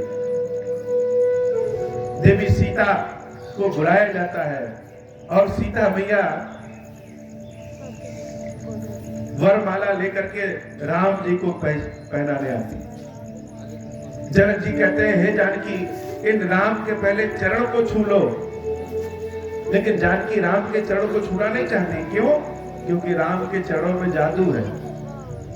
राम जी ने अपने चरण से जब पत्थर को छुआ तो स्त्री बन गई। कहीं ऐसा ना हो कि राम जी के चरण हम छुए तो पत्थर बन जाए। वरमाला पहनाती है। राम और सीता का विवाह तो हो गया, लेकिन अभी संपूर्ण विवाह नहीं है। दशरथ जी के पास सूचना पहुंचती है कि महाराज, आपके पुत्र ने धनुष को तोड़ करके जनक जी महाराज की पुत्री सीता से विवाह करने की प्रतिज्ञा पूर्ण कर ली। दशरथ जी कहते हैं कि मेरे बच्चे ने धनुष तोड़ दिया। जैसे हम अपने बच्चों को देखते देखते वो कब बड़े हो जाते हैं पता ही नहीं चलता है। उनको लगता है कि ये तो अभी बच्चे हैं। ऐसे दशरथ जी को पता ही नहीं चला क्या राम इस योग्य हो गए हैं तो उनका विवाह करते हैं और धनुष तोड़ दिए। कहीं ऐसा तो नहीं कि तुम हमारे राम को पहचानते ही नहीं हो, धनुष किसी और ने तोड़ा है और तुम कह रहे हो कि मेरे पुत्र ने धनुष तोड़ा। उस दूत ने कहा, महाराज, राम को भला कौन नहीं पहचान सकता। पूरे अयोध्या में खुशी का माहौल छा जाता है और बारात जनकपुरी पहुंचती है। जब बारात पहुंचे तो कितना अच्छा लगता है। और राम और सीता का विवाह है तो कैसा विवाह हो सकता है? हम लोग सोच सकते हैं दोनों लोग, जनक जी महाराज और दशरथ जी महाराज, दोनों एक बराबर है। दोनों भगवान शंकर के भक्त, एक के राम पुत्र तो दूसरे के सीता जान पुत्र, दोनों ईश्वर के स्वरूप। बहुत धूमधाम से शादी विवाह होती है और उस विवाह में देवता लोग भी रूप बदल के आते हैं। कभी कभी कोई विवाह ऐसा होता था कि लोग देखने चले जाते हैं कैसा विवाह हो रहा है, जरा देखें तो। सीता और जानकी का विवाह का वर्णन हम नहीं कर सकते, मुख से नहीं कर सकते। आप अपनी कल्पना में कर सकते हैं कि कैसी सीता है और कैसे राम है। सोचिए उनका विवाह जब हो रहा है तो कैसा लग रहा है।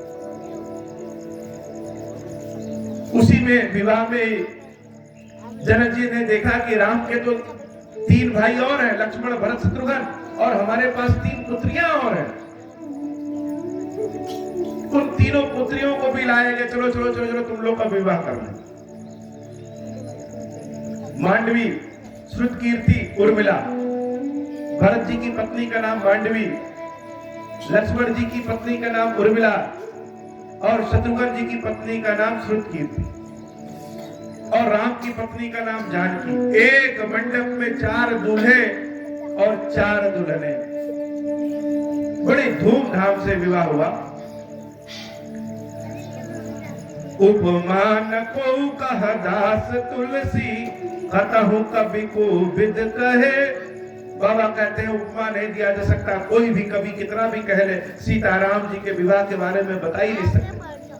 बाराती लोग तो आनंद में है, खाने में। बारातियों को और क्या चाहिए, बस खाने तो पहुंचते हैं। और खाने की वैरायटी ऐसी कि पूछिए नहीं। और समधी को क्या चाहिए, समधी को अपना सम्मान चाहिए। वधू अच्छी चाहिए तो वधू तो अच्छी है ही है। दशरथ जी का सम्मान तो ऐसे किया जा रहा है जैसे साक्षात महादेव आ गए हो। और क्या चाहिए, और दहेज चाहिए। जनक जी महाराज देते देते थक जा रहे हैं, और जितना दे रहे हैं दशरथ जी सब धीरे धीरे रखते जा रहे हैं। वो लेते लेते थक ही नहीं रहे, लेकिन ले इसलिए नहीं रहे कि लालच है। जनक जी जो दे रहे हैं वो सम्मान पूर्वक सब ले रहे हैं। कहे कैसे कि हमें चाहिए हमको। पता चला कि 20-25 गाड़ी तो सब सामाने से भरी है। इतना आनंदमय विवाह हुआ। और विवाह करके जब 1-1.5 महीना रहने के बाद अयोध्या आते हैं, तो अब बालक इतने छोटे हैं कि विवाह करने के बाद थके हारे राम जी सो जाते हैं। दशरथ जी कहते हैं बच्चों को गोद में उठाओ और इनके बिस्तर पर सुलाओ। दूल्हे को सबको गोद में उठाते हैं, उनके बिस्तर पर सुलाया जाता है, और बहुओं को सास अपने पास सुलाते हैं। माताएं राम और लक्ष्मण को देखने आती है। इतने दिनों से जंगल में थे, जरा देखें तो कैसे। आज भी जब बच्चे सो जाते हैं तो माताएं बच्चों को अपने सर को सहलाते हुए इसके बारे में बात करती हैं कि दुबला हो गया है, मोटा हो गया है, ये हो गया है, तो वो हो गया। वहां माताएं क्या कह रही है कि हे ब्रह्मा जी, जितने दिन यह राम लक्ष्मण हमारी आंखों से दूर रहे, उतने दिन हमारी उम्र में मत जोड़ना। अगर हमारी उम्र 1000 दिन की है और राम और लक्ष्मण 1 महीने 30 दिन हमारे जीवन में नहीं रहे, तो हमारी उम्र 30 दिन बढ़ा देना। बड़े आनंद का समय होता है, पूरे जगह आनंद। और बाबा कहते हैं कि जब ते राम ब्याही घर आए, नित नव मंगल मोद बधाए। जब राम जी विवाह करके घर आते हैं तो रोज नई नई खुशियां, नया नया पकवान, नया नया कपड़ा, नई नई चीजें, सब कुछ नया नया। भुवन चारि 10 भूधर भारी, सुकृत मेष पर सही सुखचारी। जैसे लगे कि बादल सुख बरसा रहे हैं। रिद्धि सिद्धि संपत्ति नदी सुहाई, उमगी अवध अम्बुज कहूं आई। मणिगणपुर नर नारी सुजाति, सुचि अमोल सुंदर सब भांति। कहीं न जाई कछु नगर विभूति, जतु इतनई बिरंचि कर तूती। सब विधि सब पुर लोग सुखारी, रामचंद्र मुख चंदु निहारी। सब सुखी है, सब सीताराम को देखते रहते हैं। विवाह शादियों में जो मांगने वाले लोग होते हैं, जो कर्म करने वाले लोग होते हैं, कोई कपड़ा पहनाने वाला, कोई जूता पहनाने वाला, सबको जनक जी ने इतना दे दे के लाद दिया है कि अब साल भर काम न करे तो कोई दिक्कत नहीं। सब आनंद में, सबका एक ही काम, सवेरे सो के उठे तो अयोध्या के राजमहल पहुंच जाओ और सीताराम को देखो, वहां खाने पीने को मिलता। लेकिन समय हमेशा एक जैसा नहीं होता।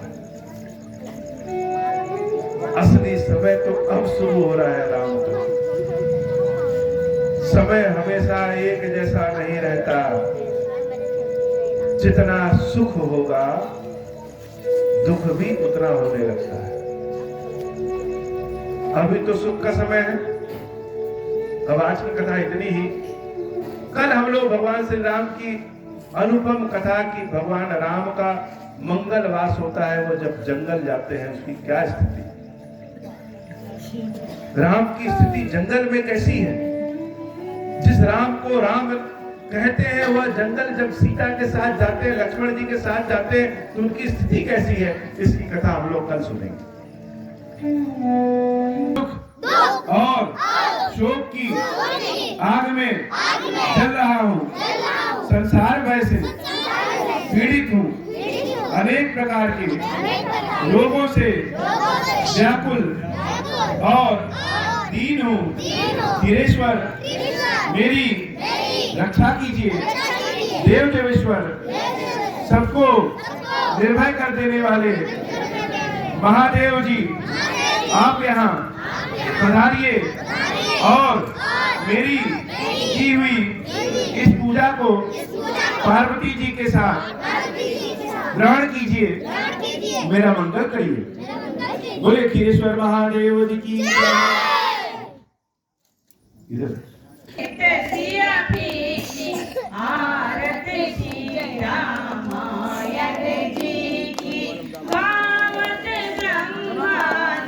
चलो तो वीडियो में इधर खड़े तो वीडियो में तो मोटा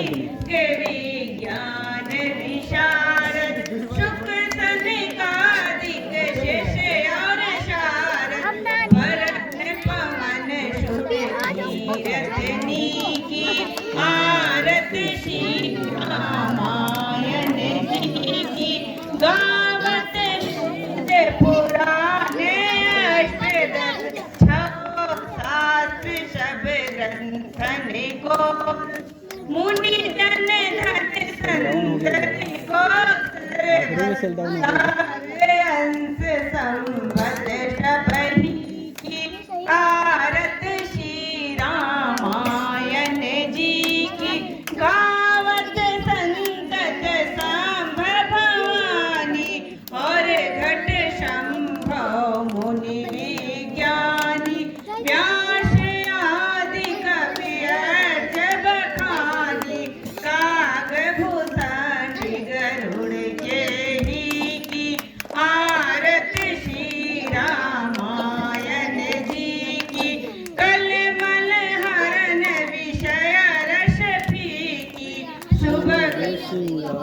शुभक श्रृंगार मुक्त जुबती की दलन रोग भवपूर अमी ताज मात शबरी तुलसी आरत श्री रामायण जी की आरत श्री रामायण जी की कीरत कलित ललित कर्पूर गौरम करुणावतारम संसार सारम भुजगेन्द्रहारम सदा वसंतं हृदयारविंद भवं भवानी सहितं नमामि। बोले कृष्ण महादेव ज्योतिर्लिंग स्वामी की जय। बोले सियावर रामचंद्र जी की जय। वीर बजरंग बली की जय। खीरेश्वरी मैया जी की जय। खीरेश्वर महादेव जी की जय। और जे ना बोले उसका थरिया लोटा